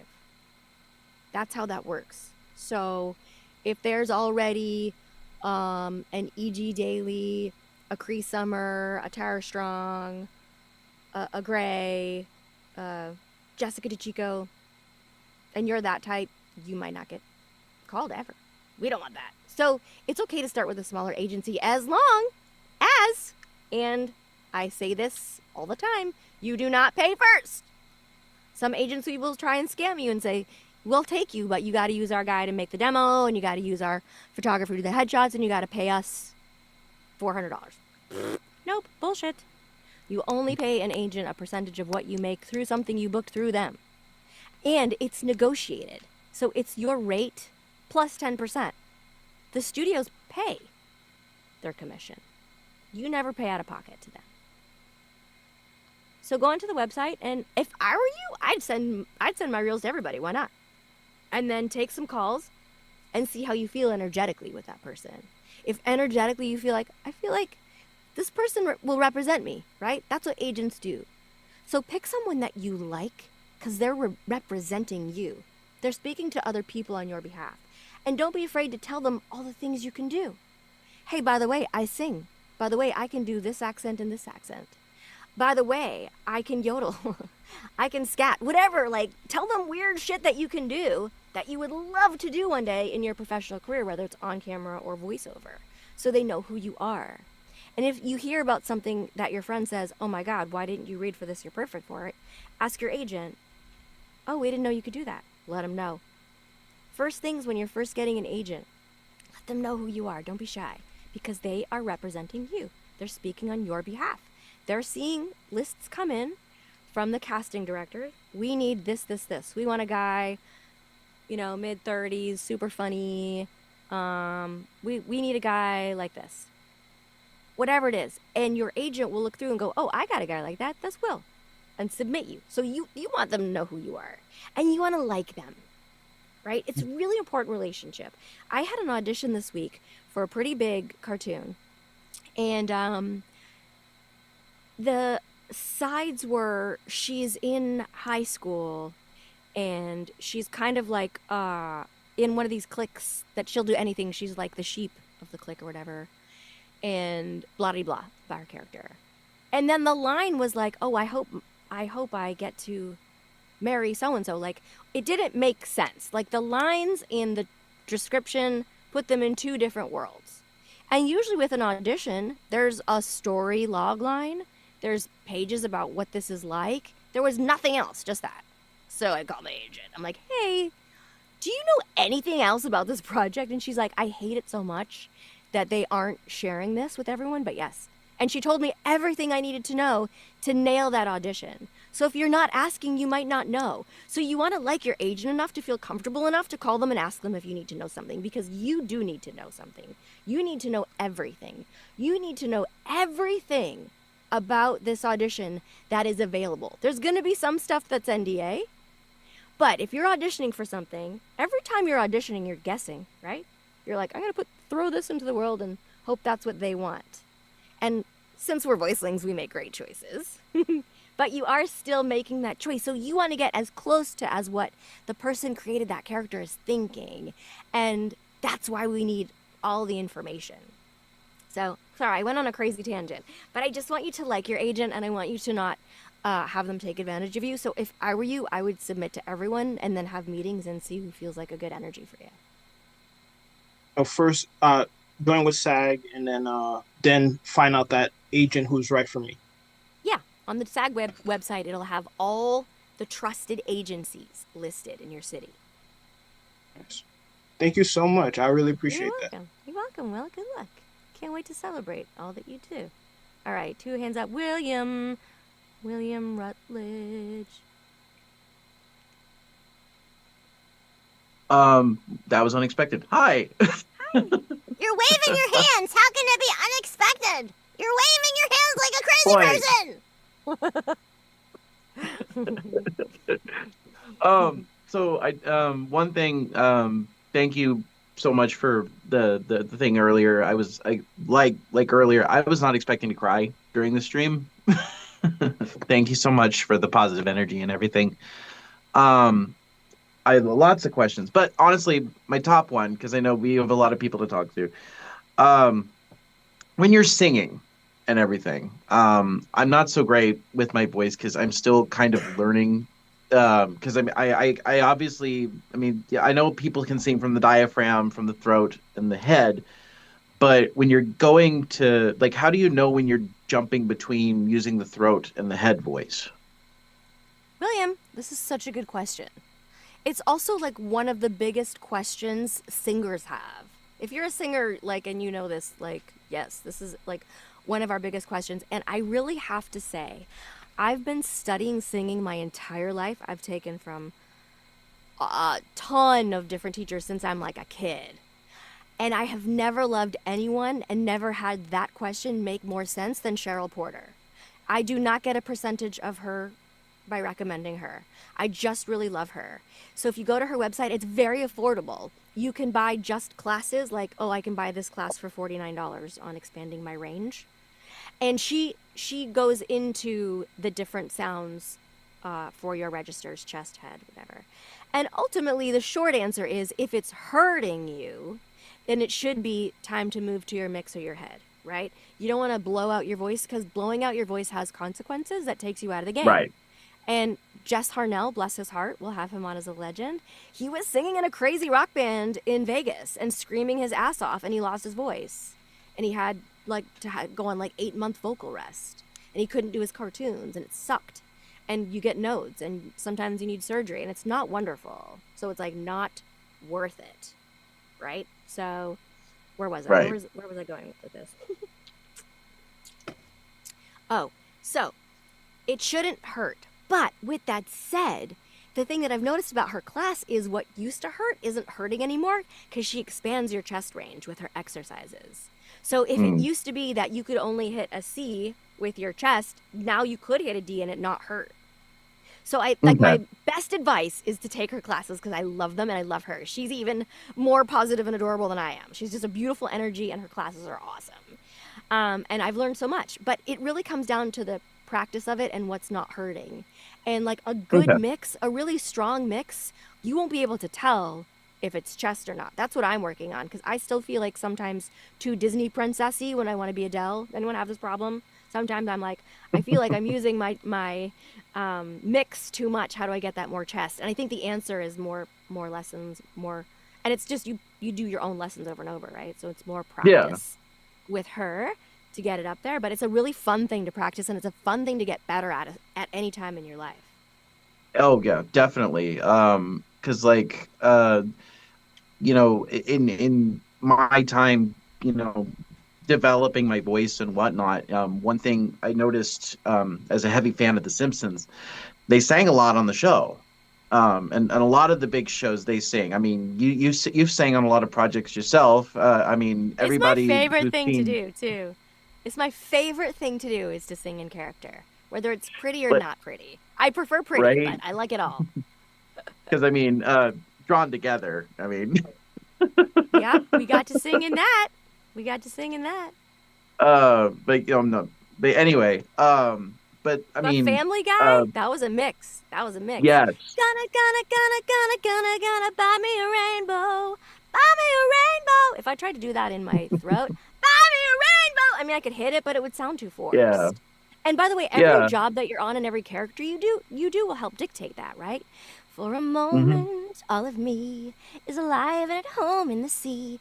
I first thought that whole song was going to be in a mix because that's what I thought Disney Princess was. Right. And there was one line that wasn't working, and bless Jodie Benson's heart, she was so patient with me. I just knew that it wasn't working. And the line was, my fingers are wrinkly and I really don't care if all of my curls have curled out of my hair. That was the line. But it just wasn't working. Jose, I'm trying not to be distracted by this gorgeous baby right in front of you. And I went to the restroom and I thought about it. I'm like, this girl is 10 and she's like getting rid of shit that she doesn't want anymore, and this can be a belt. And I was like, and all of my curls have curled out of my hair. And it was like, yeah, that's what it was. There you go. So you get to mix it up within a session. Sometimes when I'm singing as Kitty Fairy, it's in mix, Mhm. and sometimes it's chest, and sometimes it's head. And it's so much fun to play Okay. around with it.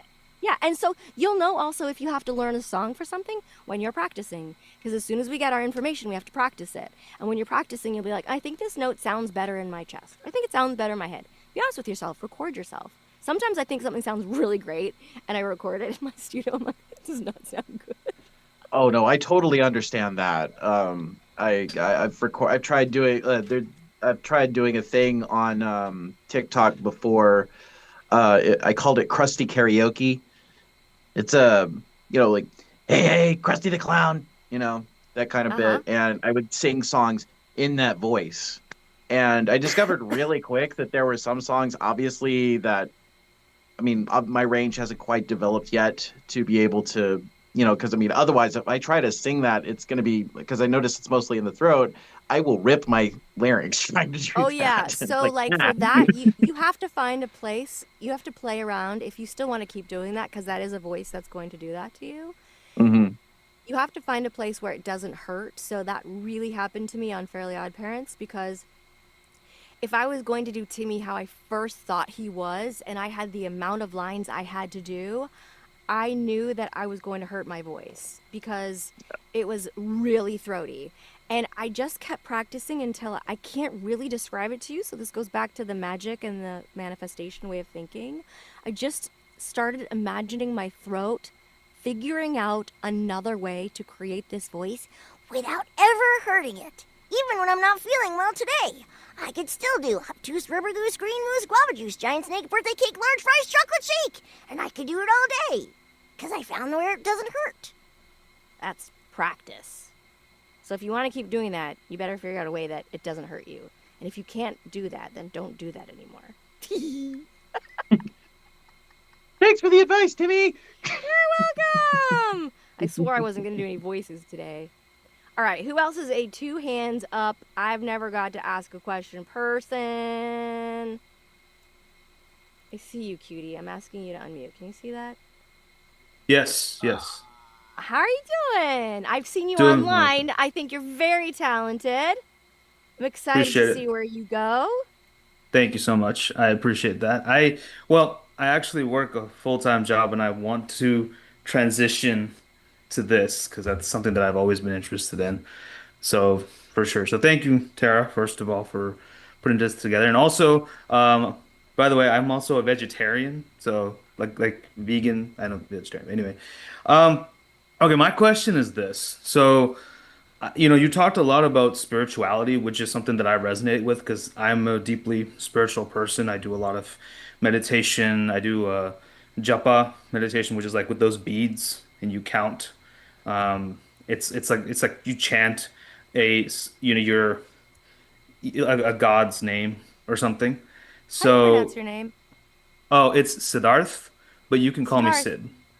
Sid, would you lead us in one of those one day? Would you guys love to like learn that and see what that is? Would you lead us in a meditation like that one day? Um, you know what? I could definitely do it. I've never done it, but it would be a new experience. I'd Okay, be down make to. that something to look forward to because it sounds beautiful and All right. fascinating. All right. So my question is, because we talk so much about spirituality, I guess do we navigate this industry while keeping your soul and your spirituality intact? Just because I know, just because of things that I may have heard that don't have a lot of substance, but I can kind of see that there may be some truth to it. I'm sorry if I'm being vague. I just don't want to say too much, but how can we, kind of protect ourselves in this industry is my question, if that makes any sense at all. Can you be a little less vague? How is it how, all right, I'm just trying to think of the best way to go about this question. I'm sorry. You can't say it wrong. I just want to make sure I'm completely understanding so I speak How completely do from my you truth. how do you protect your soul in this industry is what I'm asking. How do you protect your soul? Okay. And you're asking this based on your own spiritual practice? That Yes. that conflicts with things you have to do or say? Is that the problem? I just don't want to have to ever, because I know there are times where, you would have to say no to certain things. Uh, I guess the simple question is, when when is when is the time that you have had to say no to a project because it didn't align with like your values and your principles? Sid, that was perfectly stated. That was the Okay. question. Thanks for All right. clarifying. Thanks for clarifying. I didn't want to go off on a crazy woo-woo rant and not get to the question. Hey, listen, if we get to work one on one, we can do that all day. I don't mind. All right. Okay, okay. So, listen, you do not have to sell your soul to do this job. There are plenty of things that are going to align with you and your soul and your highest self. And if there's something that doesn't, but you're like, who cares? This will be a fun job. I'll move my needle a little bit. That's okay. You have to Okay. make the calls based on what really feels. I think we're all here to live authentically, right? And I think it's Yes, the only absolutely. way that we can live. And so you have to be authentic and you have to live in your truth. And if your truth is, I don't want to do a joke that makes fun of heavyset people. Right. I was doing the Rugrats, okay? Do you guys remember in the Rugrats when the babies would imagine they were in different worlds and then we'd see them in those different worlds?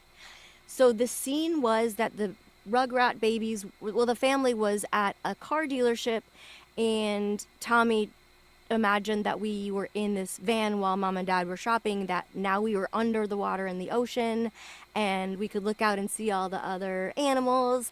And someone walked by, was flailing their arms, and they were like, look at the octopus. And then some fat person walked by and the line was, look at the whale. I come from people that are large. I have seen the bullying. It's devastating and so stupid. And I went in and I said, hey, can we change the animation to a muscle guy? And guess what, Sid? They did. They did. Okay. So, Okay. so if you're working on something and it means something to you, say something. If you don't want to audition for something, say no. No is a full sentence in every area of your life. In every area Yes. of your life, no is a full. No, I don't want to do that Absolutely. audition. Absolutely. Why? You don't have to give a reason unless you want to give a reason. You give a reason. You don't want to. But you never have to sell your soul. Everything you're doing, most of what I do is very fun and spiritual and magic, and the idea that you get to be Mhm. yourself and play and channel these characters, and like, it is a spiritual experience. If you're not having magic with it, you're doing it wrong. So you should start looking at as, how can I make this spiritual experience even more spiritual by sharing these magical beings that wants to come through me and share things. You're actually sure. like, you should be thinking of all the magic you're going to get to bring to people. When I go to cons, the magic level is insane. It's insane. My kid didn't talk for 5 years. Now she learned you were coming and she hasn't shut up because of Raven. Because of Raven. It's amazing. I had a kid at my table. These are all, well, this one's on my Instagram if you scroll way back. He was completely deaf. He came to the front of the table and his mom rushed right in front of him as they pulled out a Harley picture. And she goes, I don't know why he loves you so much. He was born deaf. He's never heard you. I was like, oh. And I knew enough sign language to say to him, can you feel the vibrations of these characters? And he said, yes. And I put his hand in and I went, hiya, Puddin', it's so nice to meet ya.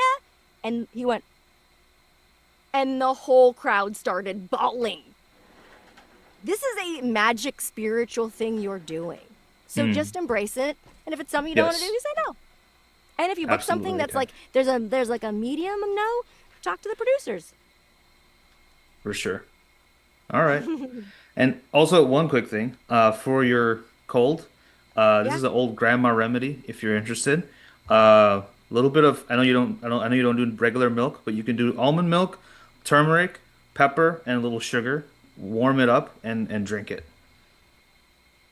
You're gonna have to drop that on the Voicelings page.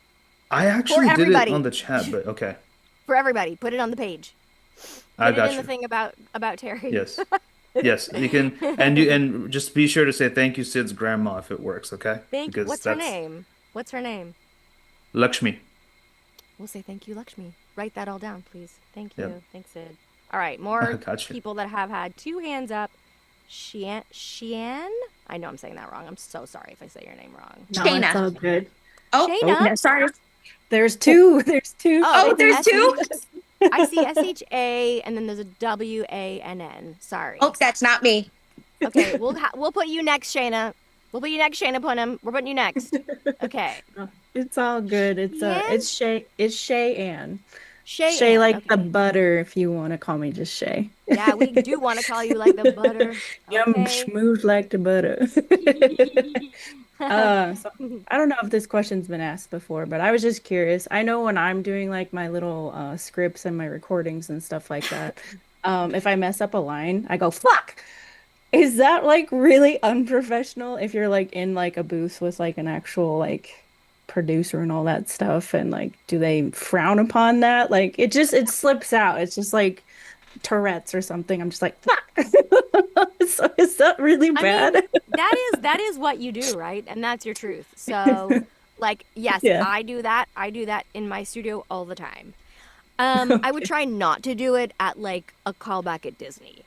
Right. Oh, I would try to come up with another word. I would make up another word and get your brain used to it. Like, Gotcha. Only because you're just starting to be known as a famous, voiceover actor that you are on your way to being. Because once you are, you can say whatever the fuck you want.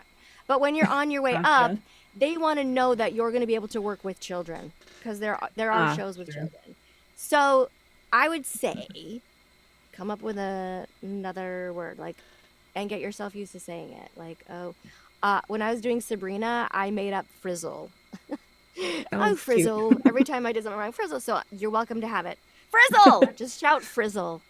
Frizzle. Yeah, frizzle. But once you get to know them, it's fine. Everybody swears. Okay, cool. Anyway, swearing is really fun.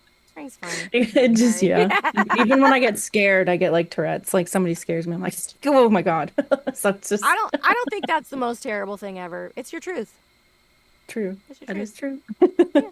So live Sweet. it, girl. Fuck it. Thank Fuck it. you. Yeah. Okay. Thank you. Okay. Shayna. Hi. Oh my God, Tara Straw called me Shayna Punim. My Shayna day has been Punim. made. So my question, as I am holding my little one here, is how did becoming a mom affect your voices and your characters? And also, how did you balance the two? Because it is very hard with a toddler. Are you a toddler? Do you want to say hello to the world, new person? Hi, new person.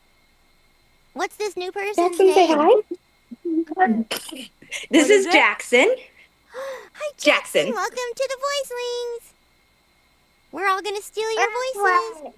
Yeah, we're gonna steal it. That's what we do. Yeah. Everybody do it.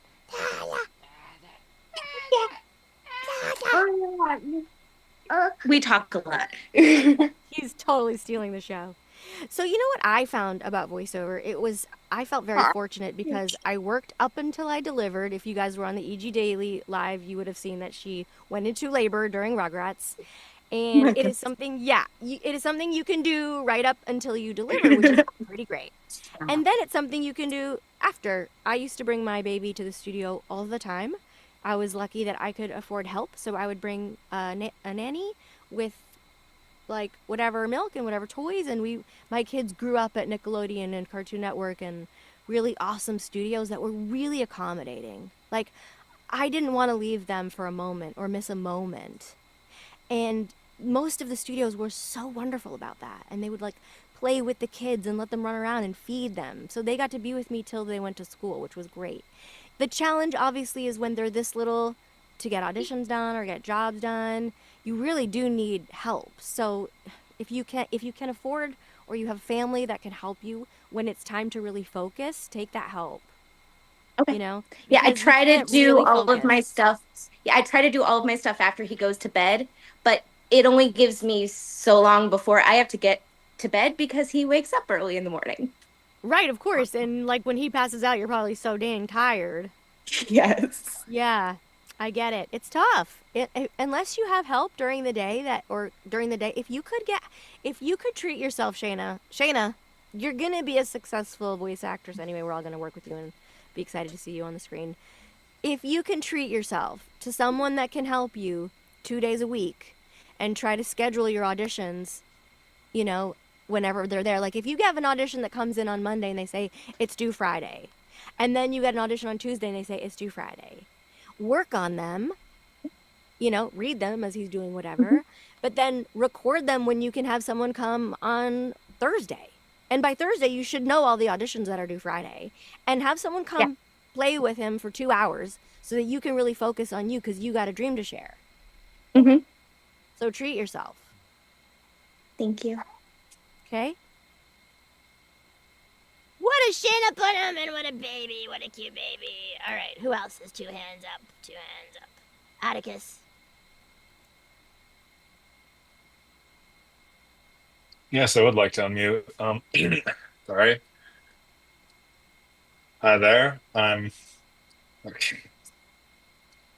Oh man, this is a lot cooler in my head. Okay. So question I was gonna ask from the one place not corrupted by capitalism space was sorry, that's just a dumb joke. The question I wanted to ask is so I consider myself a writer before I was ever like gone to acting, and the rather consistent advice I've gotten over that period is like create your own work, especially like in a world where like someone can notice you from anywhere. So I was just wondering, like, how would you create your own work as a voice actor? Well, you should be if you're not at a place, hold on, the surprise person is texting.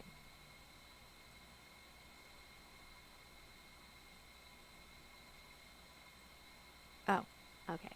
Never mind. It might be a little while. So, anyway, I got time. You guys got time? Yep. Okay. If you're not in a position where you're auditioning a lot, but you want to be practicing that, you can look online. There's lots of sites that have free auditions for whatever age group, whatever thing, and you can download them and practice on your own. Or you said you're a writer. Write yourself some characters you'd love to play. You know yourself the best. Look what Butch Hartman did. Look what Seth MacFarlane did. They wrote characters that they wanted to be and play. And then they could draw them, and then they made it all happen. That's all magic that they did. But just like you, they had a dream. So write yourself a character that you think would be really fun to play. And then record yourself playing that character and practice. Create your own work by writing it. since you're a writer. Write it for yourself. Thank you. Right? And have fun and share it with Yeah. the group. Don't we want to hear? Yeah. Yeah, we want to hear your work. I think I have shared some stuff I actually did, like right when I joined, because before I joined, I actually did start writing and recording stuff, I think. Yeah, I did. Why am I saying I think? Okay. Atticus, Oh, gosh. cutie. I hope you get the opportunity Thank you. to read other people's stuff and get some real auditions. But in the meantime, practice. Thank you. Yeah. Okay. Thank you so much. Steven, you're dancing so hard, I have to pick you. No, I didn't think you were really gonna pick me. So I just want to say this is my first time joining one of the lives. Nice. I'm always busy on Saturdays. I am having a great time. I did join Voicelings quite a while back. And something just always popped up on Saturdays and finally got to make one. So I'm really happy to be here and get to experience everybody and see everybody's questions and stuff. So I am very, very new to this. Oh no. Can you guys hear him? No. We can't hear you, Steven. Oh no. Steven. Steven, your room looks dope, but we can't hear you. Thumbs down. Can't hear you. Okay, we'll go back to Steven. About I'm now. gonna mute you. Oh, whoa, there you are. Okay, there you are. Can you hear me? Us? Yeah. Okay. Okay. Don't touch Okay. anything. I don't know what happened. I have no idea what happened. So like I was saying this is my first time here. Something just always popped up. Couldn't make it. But made it today. So I'm happy to be here and happy to hear everybody's questions and stuff. So I got started doing this primarily on TikTok, doing TikTok voice acting challenges. And then I saw something for Voicelings and I was like, oh crap, like I want to do this. This is what I want to do. I'm still very, very new to this. And I feel like my voices, they're just not, maybe I'm just getting in my own head, but I feel like every time I try to do a different voice, it ends up sounding like somebody else. So when I try to do like a mad voice, I end up sounding like Vegeta from Dragon Ball Z. Or if I try to do like a high pitched voice, I end up sounding like Elmo. I did my Egg Stanley, and that one was fun because, you know, reading the script that was there and then having to do ad lib. I just tried to make it creepy, so that, you know, just try to make him kind of look like he was kind of crazy. So I did like 2 different voices for him in that.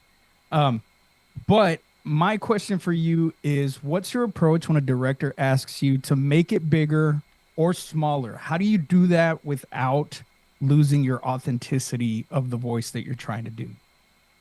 Well, sometimes that's tricky depending on the character, right? Like, the only thing that's ever hard for me to do as Raven is to yell. Because, you know, I have this little roll in the back of my throat. Let's go! You can't do it. It's not possible. No. So it really depends on the character. Let's play with a character that you've had this happen with. Tell me a character you've done a voice for and this happened to you where the director said make it bigger. Well, I haven't gotten there yet. It was just something that popped in my head that, you know, once I do start sending things out, well, it wasn't really much of a directing thing. My friend has a podcast. She needed a background voice for it. And she wanted me to be like a carnival caller, like, oh, everybody come, welcome, come on, blah, blah, blah. You know, just say random things. She didn't give me a script. So I didn't really know what the heck I was doing.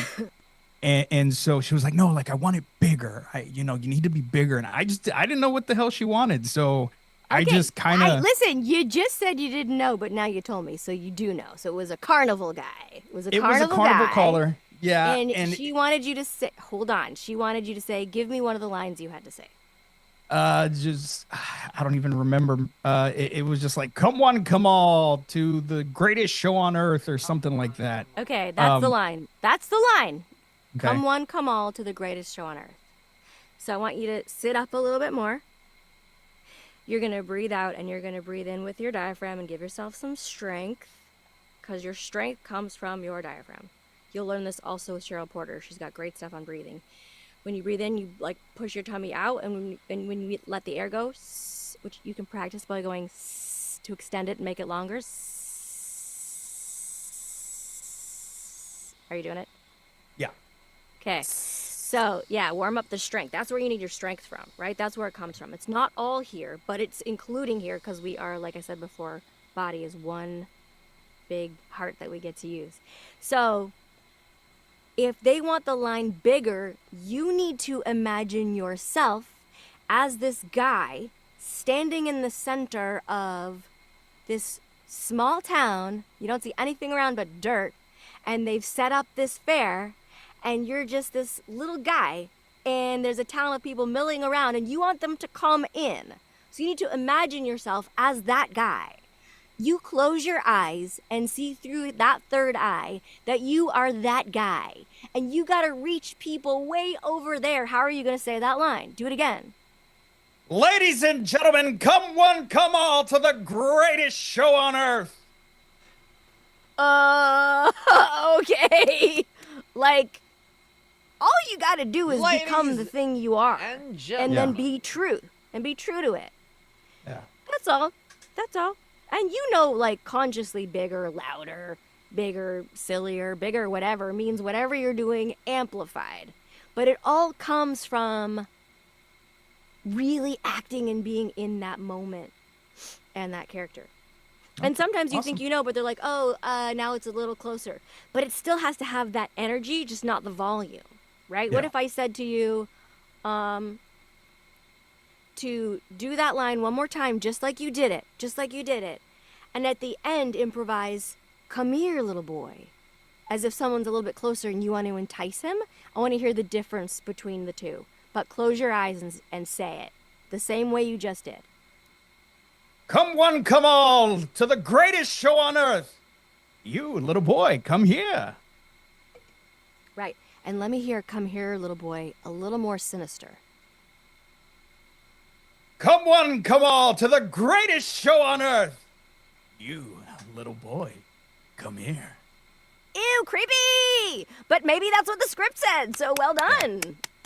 It's all about what you imagine. That's the acting part of voice acting. You gotta become these characters. Awesome. Thank you. You got this. I'm not worried about you. All right, who else is a two-handed person?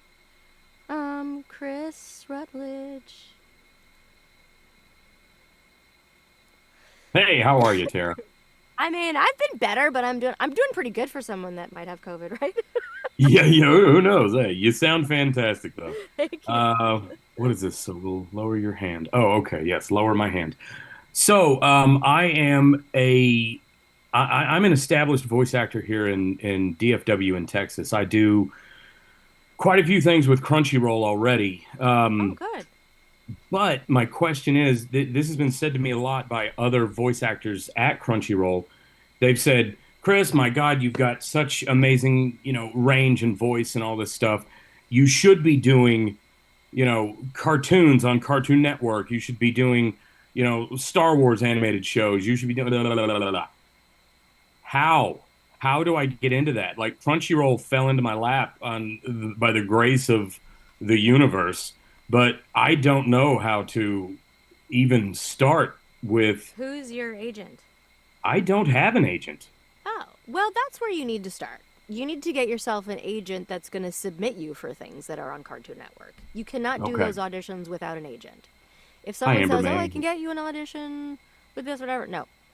Those Cartoon Network, Warner Brothers, Star Wars, they're all going to go through a reputable agent. That's your first move. Fantastic. And yeah, you might at some point consider moving to LA because it's where the animation hub is. But congrats on the Crunchyroll stuff. That's awesome. Yeah, thanks. Yeah.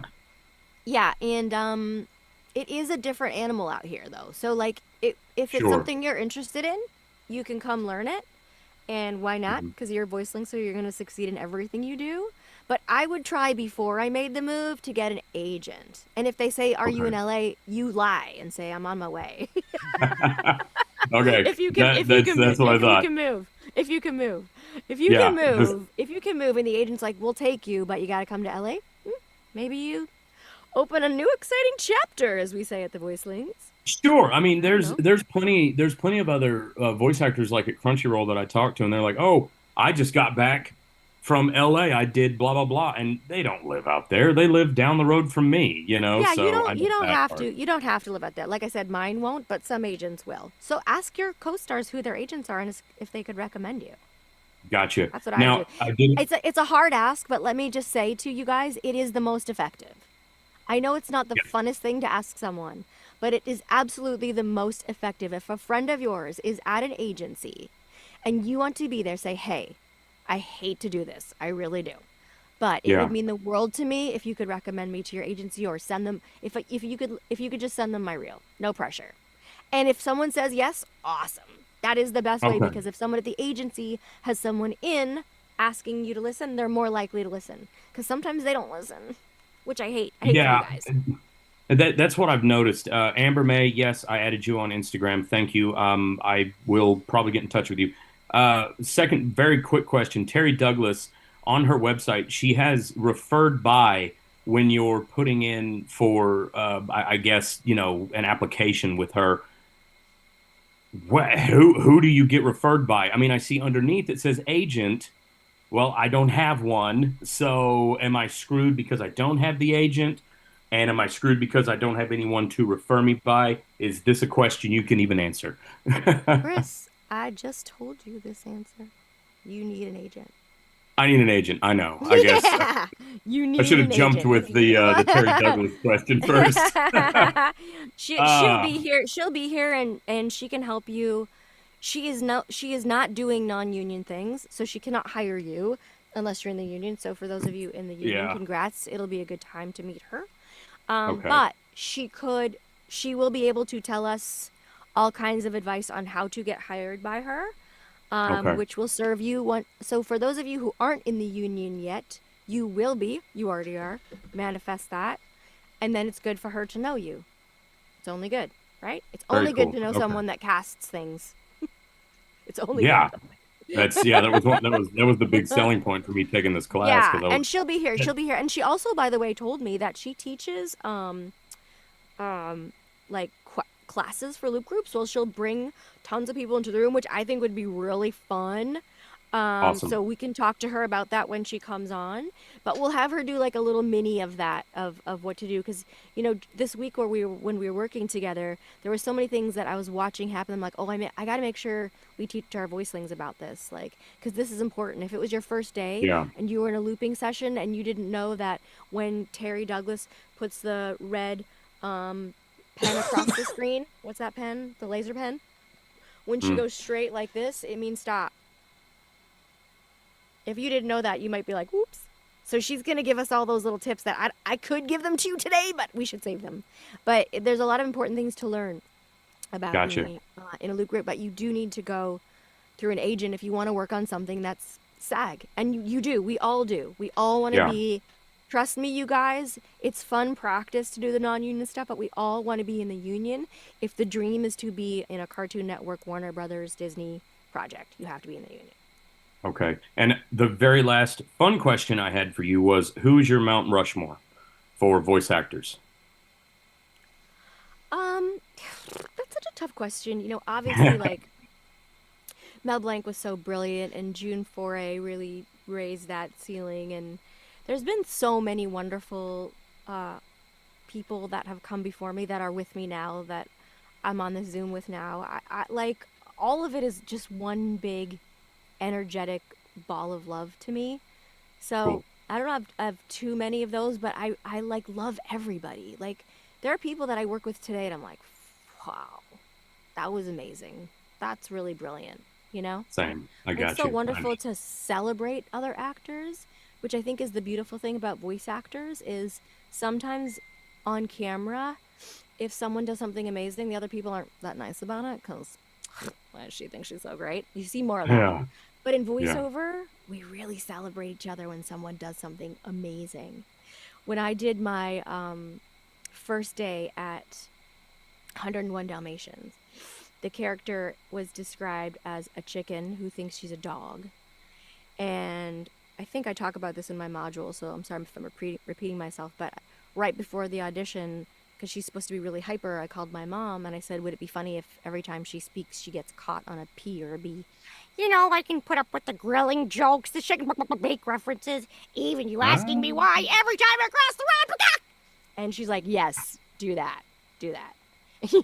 And so I do that and I book the part.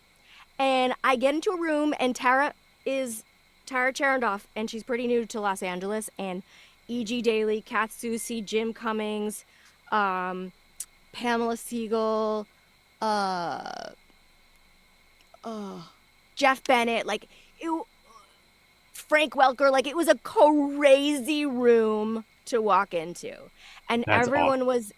and everyone's in a semicircle around their mics. Yeah.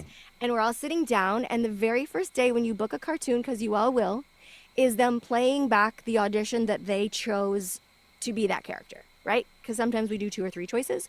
So they'll play back, this is what we chose. And they play it back for everyone. So you get it back in your head. And if it takes a little while to get back in your head, that's fine. They keep it there for you. And sometimes throughout a series, they play it to keep you in check as that character. And we go around the room and they play everybody's audition tape. And then they get to mine. And everybody's like, they look at me like, who the fuck is that? And Pam Siegel Adlon leaned over and she's like, you're in a room of greats. And you just fucking blew everyone away. Oh, I love it. And you know what I mean? It's more supportive in voiceover. So ask your friends. Totally, yeah. Ask your friends. Okay. I got no problem networking. Let's do it. All right. Thank you so much, Miss Strong. You're amazing. Okay. Thank you. All right. 2 hands up. That hasn't been asked. Carietta? Is that how you say your name? That's so pretty.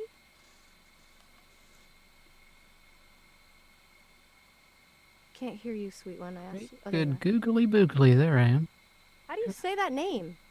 Carietta, you pronounced it right. Said it right! Yeah.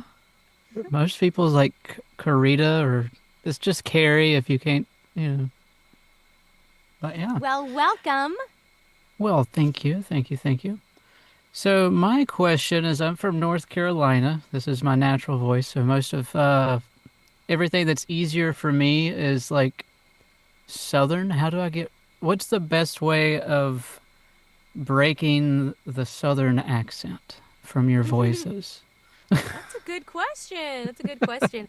I do think it's harder for people with accents to de-accent than someone with no accents to make an accent. I do think that. It's always very impressive to me when someone from Australia can authentically sound American. I'm like, whoa, that was really good. So I hear you with that challenge. I would say practice. When I was doing Hello Kitty as a child, they would write HALSE for house on our scripts, so our little Canadian asses wouldn't say house. And they wrote ABALT, so we'd say about instead of boot. And so my natural accent was removed quite young because of animation. So I would really listen to native speakers on any show, on any video, and play it over and over and over and really match it. And when you're like, oh, if I'm Southern and I'm trying to say, say and not sound say, okay, I lost your picture. Where'd you go? Oh, I'm here. Oh, no. Hold on, I gotta scroll. I'm somewhere in the mix. Oh, there you are. I see you. Okay. So, hey, we gotta go. Just say that in your natural accent. Hey, we gotta go. I mean, to me, it's not a very heavy accent. It's probably quite easy to fix. So Okay. I would just say, just remembering that hey in a Southern voice has more rhythm, has more song to it than American from than someone from LA. Let's say, hey. It's a lot shorter. more clipped. A little more clipped. Yeah, Southern is definitely more musical than a regular like LA accent. But every word that you have an audition from is going to be different. They might ask you for a New York accent. So I would listen as much as possible to native speakers, not actors thinking they can do them online, unless they're really great. I've seen a few. but not everyone is. The best move is to listen to native speakers and copy them over and over and over, and then write on your script things that will help you. Okay, I can't say sorry. They also used to put SARRY on our script, so we didn't say sorry, right, Rex? Sorry about that. Sorry about that, eh? And make little notes on yourself that will help your brain, so that when you're looking at it, it helps your brain read it phonetically. I did my very first performance on a stage was at the Yiddish Theater, and I could speak Hebrew, but I did not speak Yiddish. So I wrote on my paper what that word should sound like. I completely sang phonetically. And after the show, all these cute little boobies were like, "Hey, Shani made it." I'm like, didn't understand what the heck they were saying. But I did it so good because I made notes. So make notes for yourself. Okay. And practice. Practice, practice. Practice, practice. Well, Practice, thank you. practice. You're welcome. All right, 2 hands up hasn't been asked. 2 hands up. Santina? Did I say that right? Yes, you did. Hi. Okay, hi. First off, before I ask my question, obviously for anyone who, why did my microphone just like turn its game up? What up? Hold up. Microphone's acting wild over here. All right, that's better. For anyone who's maybe dealing with grief, I know I said this kind of really briefly in the text chat. If you're dealing with that, feel free to reach out to me on Facebook. I have a degree in funeral service and embalming, so like, just let me know. I might be able to help out, but as my microphone keeps changing its gain, it's fine. So my question is, for making sure that you have a studio space. I know like there are different things that talk about that throughout like the different modules and whatnot. How do you mitigate background noise when you don't really have the space for a studio? Would you prefer to like move that or just surround yourself in as much foam as physically possible?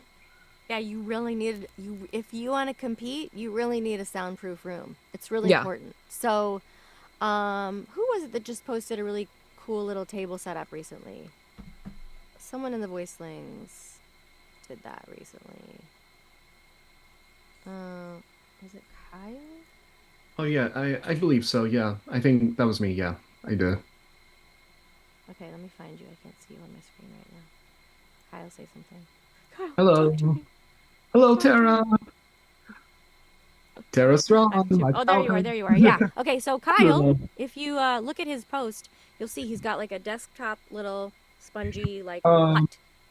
let's see if I can have. I think I have it in my photos.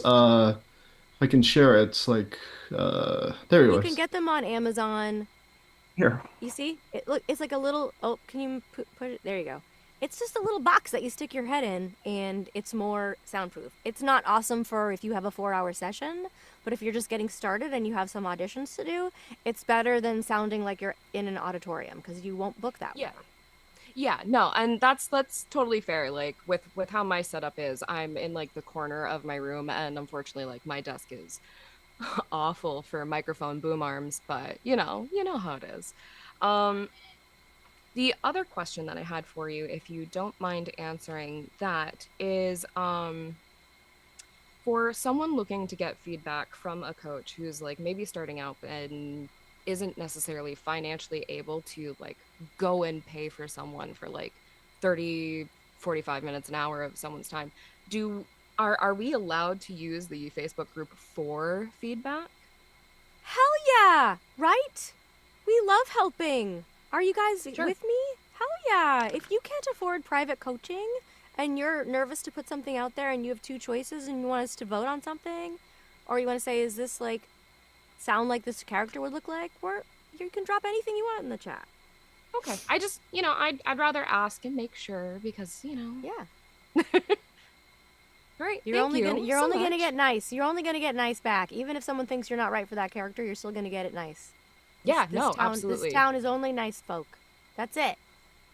Well, Kyle, thank I'm you so gonna go to much. you next since you helped out on that one. Hello, good to see you too, Tara. How you too. doing? Good. Okay, good.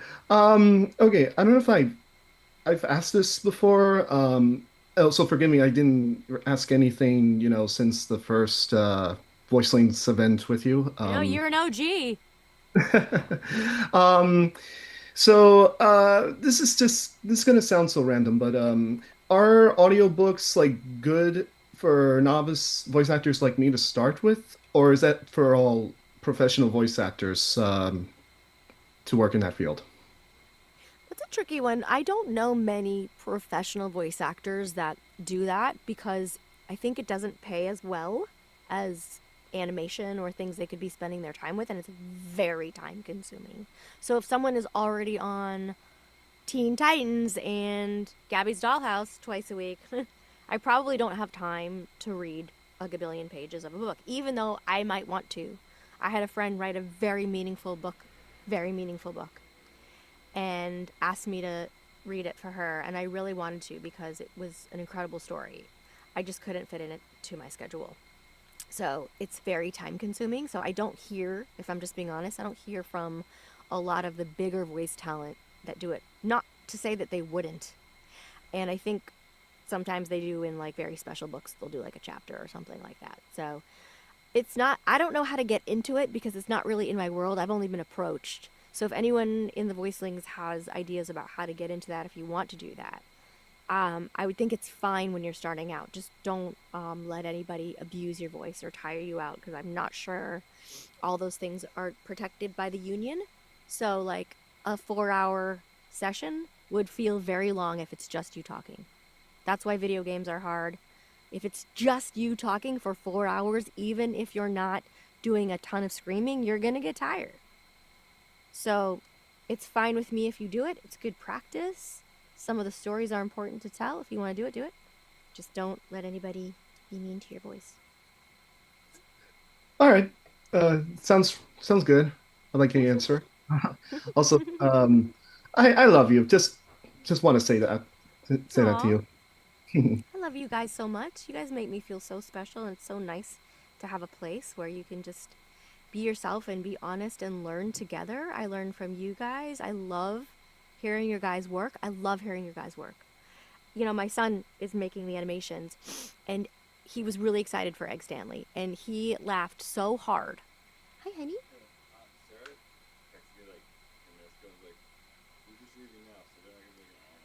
Oh, okay.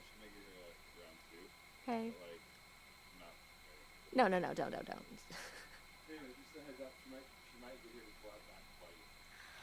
Okay. Thanks, honey. Sorry, you guys. So that was my boyfriend. We've been waiting for why we went very long on this Zoom, although it hasn't felt like long to me at all. It's been really nice to get to know you. Is because we were also waiting for our secret guest, who my boyfriend just told me is probably not going to make it because they just left their house. So, should I tell you who it was, or we'll just audition for her voice legends Carlos. when we do her?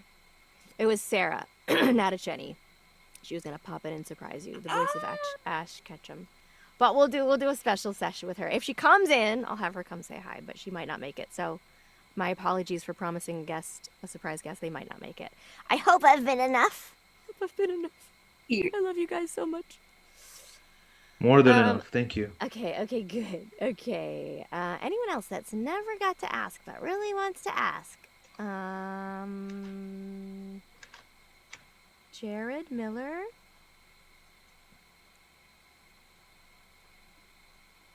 All right. Can you hear me? I can hear you.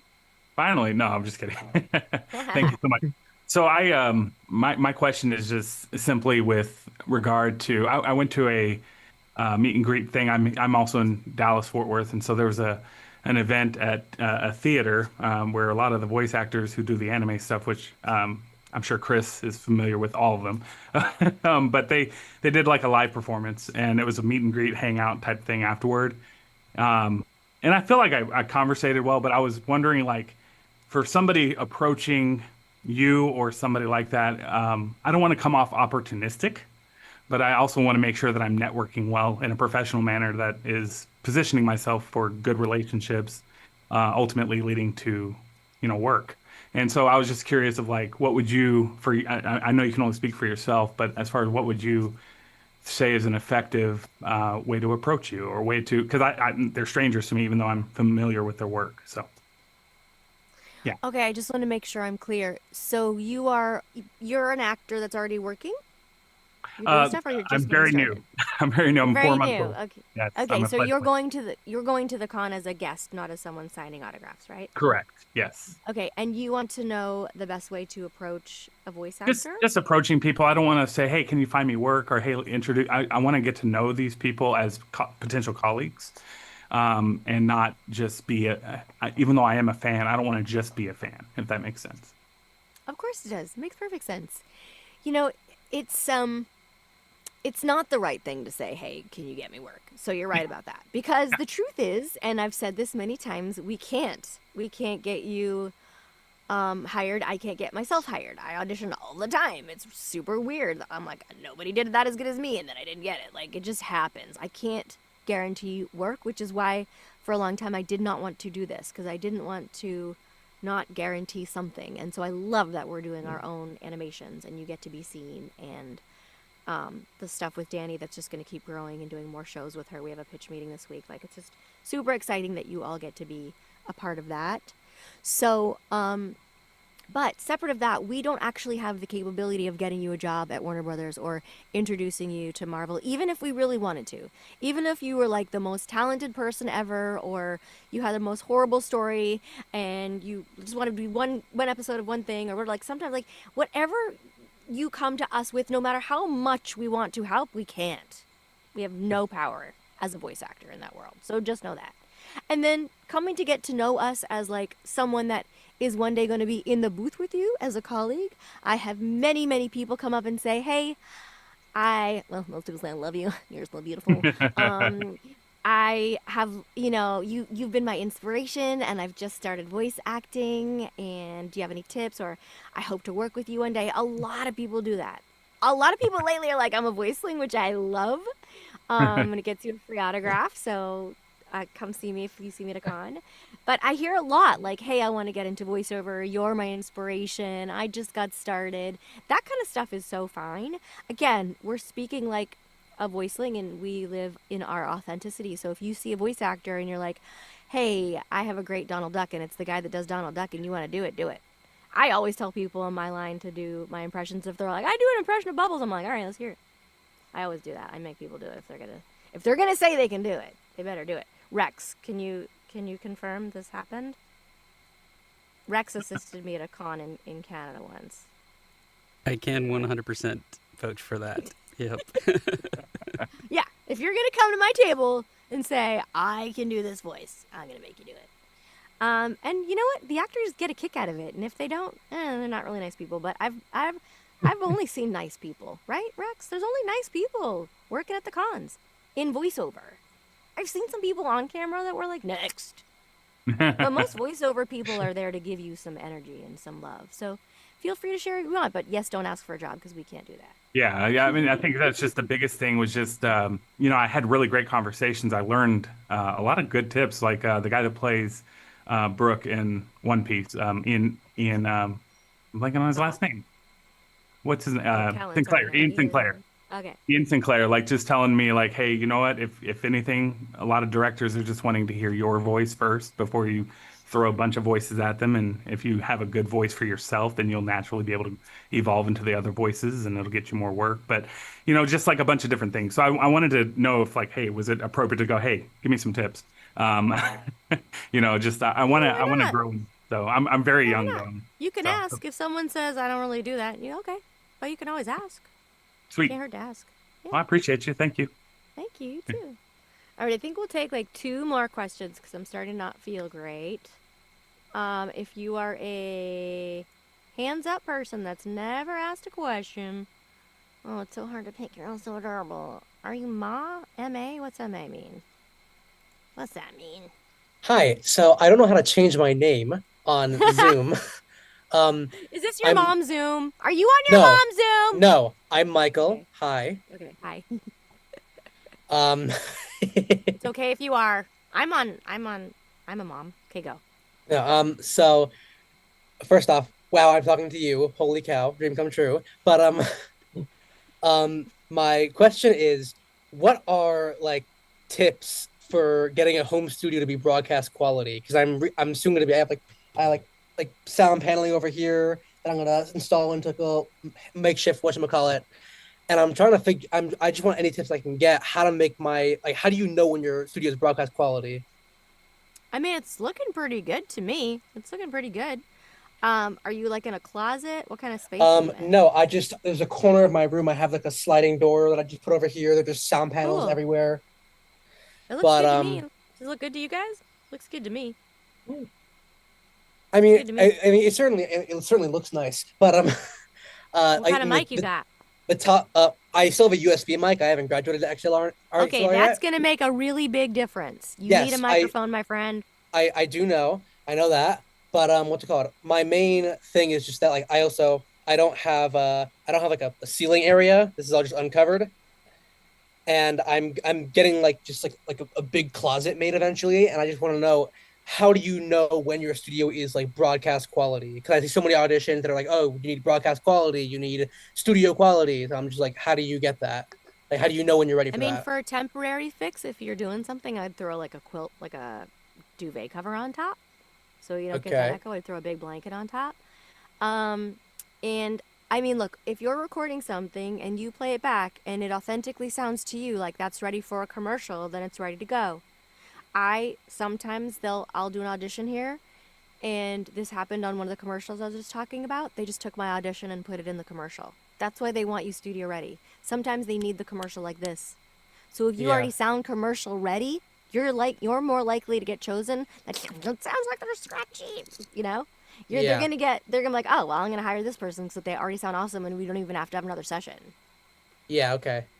But be honest with yourself. Play it back, and if it's not sounding right, find out why. But it sounds like if you're building a professional studio, I don't know about professional. I yeah. just need some. I mean, this is like my makeshift area just for now. But what's it called? When I'm getting something made, and I'm just worried that like, because even right now, I don't have like broadcast quality. There is like a tiny bit of reverb, and there's like Well, you a can't little judge bit of now because you don't echo. have a mic. You can't judge No, yet without a proper mic. so I don't have a I've used this to get. I mean, some work, nothing like crazy, but um, yeah. If So you can, I would invest like on Amazon, like just a decent mic. You'll hear a big difference. You will. yeah, I'm just worried that an XLR mic will pick up on like any extra floor noise I haven't covered up yet. Listen, the better the mic, the better the sound. If you can afford a good mic, get a good mic. The better the mic, the better the sound. And then make uh you make changes to the space dependent on what's not soundproof. But you gotta play All with it. right. Yeah, thank you so much. Okay. You're welcome. All right, we'll do one more. All right, Abby K. Hi. Hi, cutie. Hello. Okay, so my question is kind of in relation to anime dubbing. I have been practicing specifically anime dubbing for I think like 3 or 4 years. Um, and I've really been trying to get connected to that industry. And I know that you've done some projects with that. I know a big one. I just watched Spirited Away and saw you as the big baby Bo. And that was awesome. And so I guess I just wanted to ask, like, was that in association with like Crunchyroll? And when you joined those projects, like, what was your experience, and did like anything surprise you when you first stepped into that side of voiceover? So, you're really cute, and I've seen your stuff, and you could definitely be doing this today professionally. So, Thank whatever you. you need to do to get in touch with the Crunchyroll people, you should do. You should Thank talk to the you. people that work for Crunchyroll and the Voicelings and say, hey, can you give them my reel? You should totally Yeah, do well, that. my voice acting coach works with Crunchyroll. I'm actually touring their facility. I'm in Dallas. I'm touring their facility on the 3rd, so I'm really excited about that, and I hope that something happens for me. And I've had a few connections with like Bang Zoom and stuff like that, so I'm definitely trying to get in there. Yeah, you are already in there. Can't wait till you start posting what you booked. And so Spirited Away, the Miyazaki films are not in Crunchyroll. They're through like Mm. SAG, big production, things around union stuff. And for me, the anime that I've done has been an audition like in Hollywood for pretty cool studios or whatever game it was or whatever dubbing it was, but it was all here through the guild, which is different than Dallas. But Dallas is such a great place to get a start, and if you want to do anime, there is more of that in Dallas. But it sounds like you're already on your way, so I think you don't really have a question. You're just excited to share with us all the work you get. Okay, thank you. All right, you guys, you're all adorable. I love you. I'm sorry we had to pivot, and Sarah apologizes for getting stuck in traffic, but we'll have her on as a legend. And I hope you took something away today that made you know you are so worthy and so meant to be here, and you're all talented and wonderful, and I believe in you, and I'm so grateful to be with you during this process, and I hope we're going to be in the studio together one day. I really, really do. You guys can unmute if you want to scream bye. Absolutely. Love you, Yeah. Tara. Thank you. Bye. Thank you, Tara. So much for Love everything. you. Thank Enjoy you. the See you soon, day. Tara. Bye, Sam. Love you. Later. Take Tara. care of your voice. Thank Feel you. better. Thank See you. ya. Thank you so Bye, much. The voices Tara. out there. So much, and I hope you feel better. Wonderful. Thank you. See you guys. See ya. Bye. Bye. Yep. Bye. See you guys. Bye. See Bye. you. Tara. So long. Take Get care. well soon. Only you remain. See you real soon. So long. Bye. Bye. Bye, all. Bye, guys. Peace out, voicelings. All right, Crap, take what'd I care, miss? everyone. Have a good rest of your I mean, you weekend. could say bye. Oh, bye.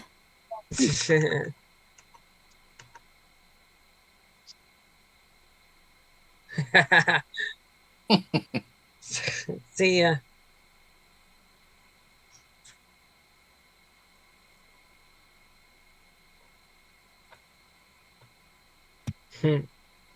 Recording stop.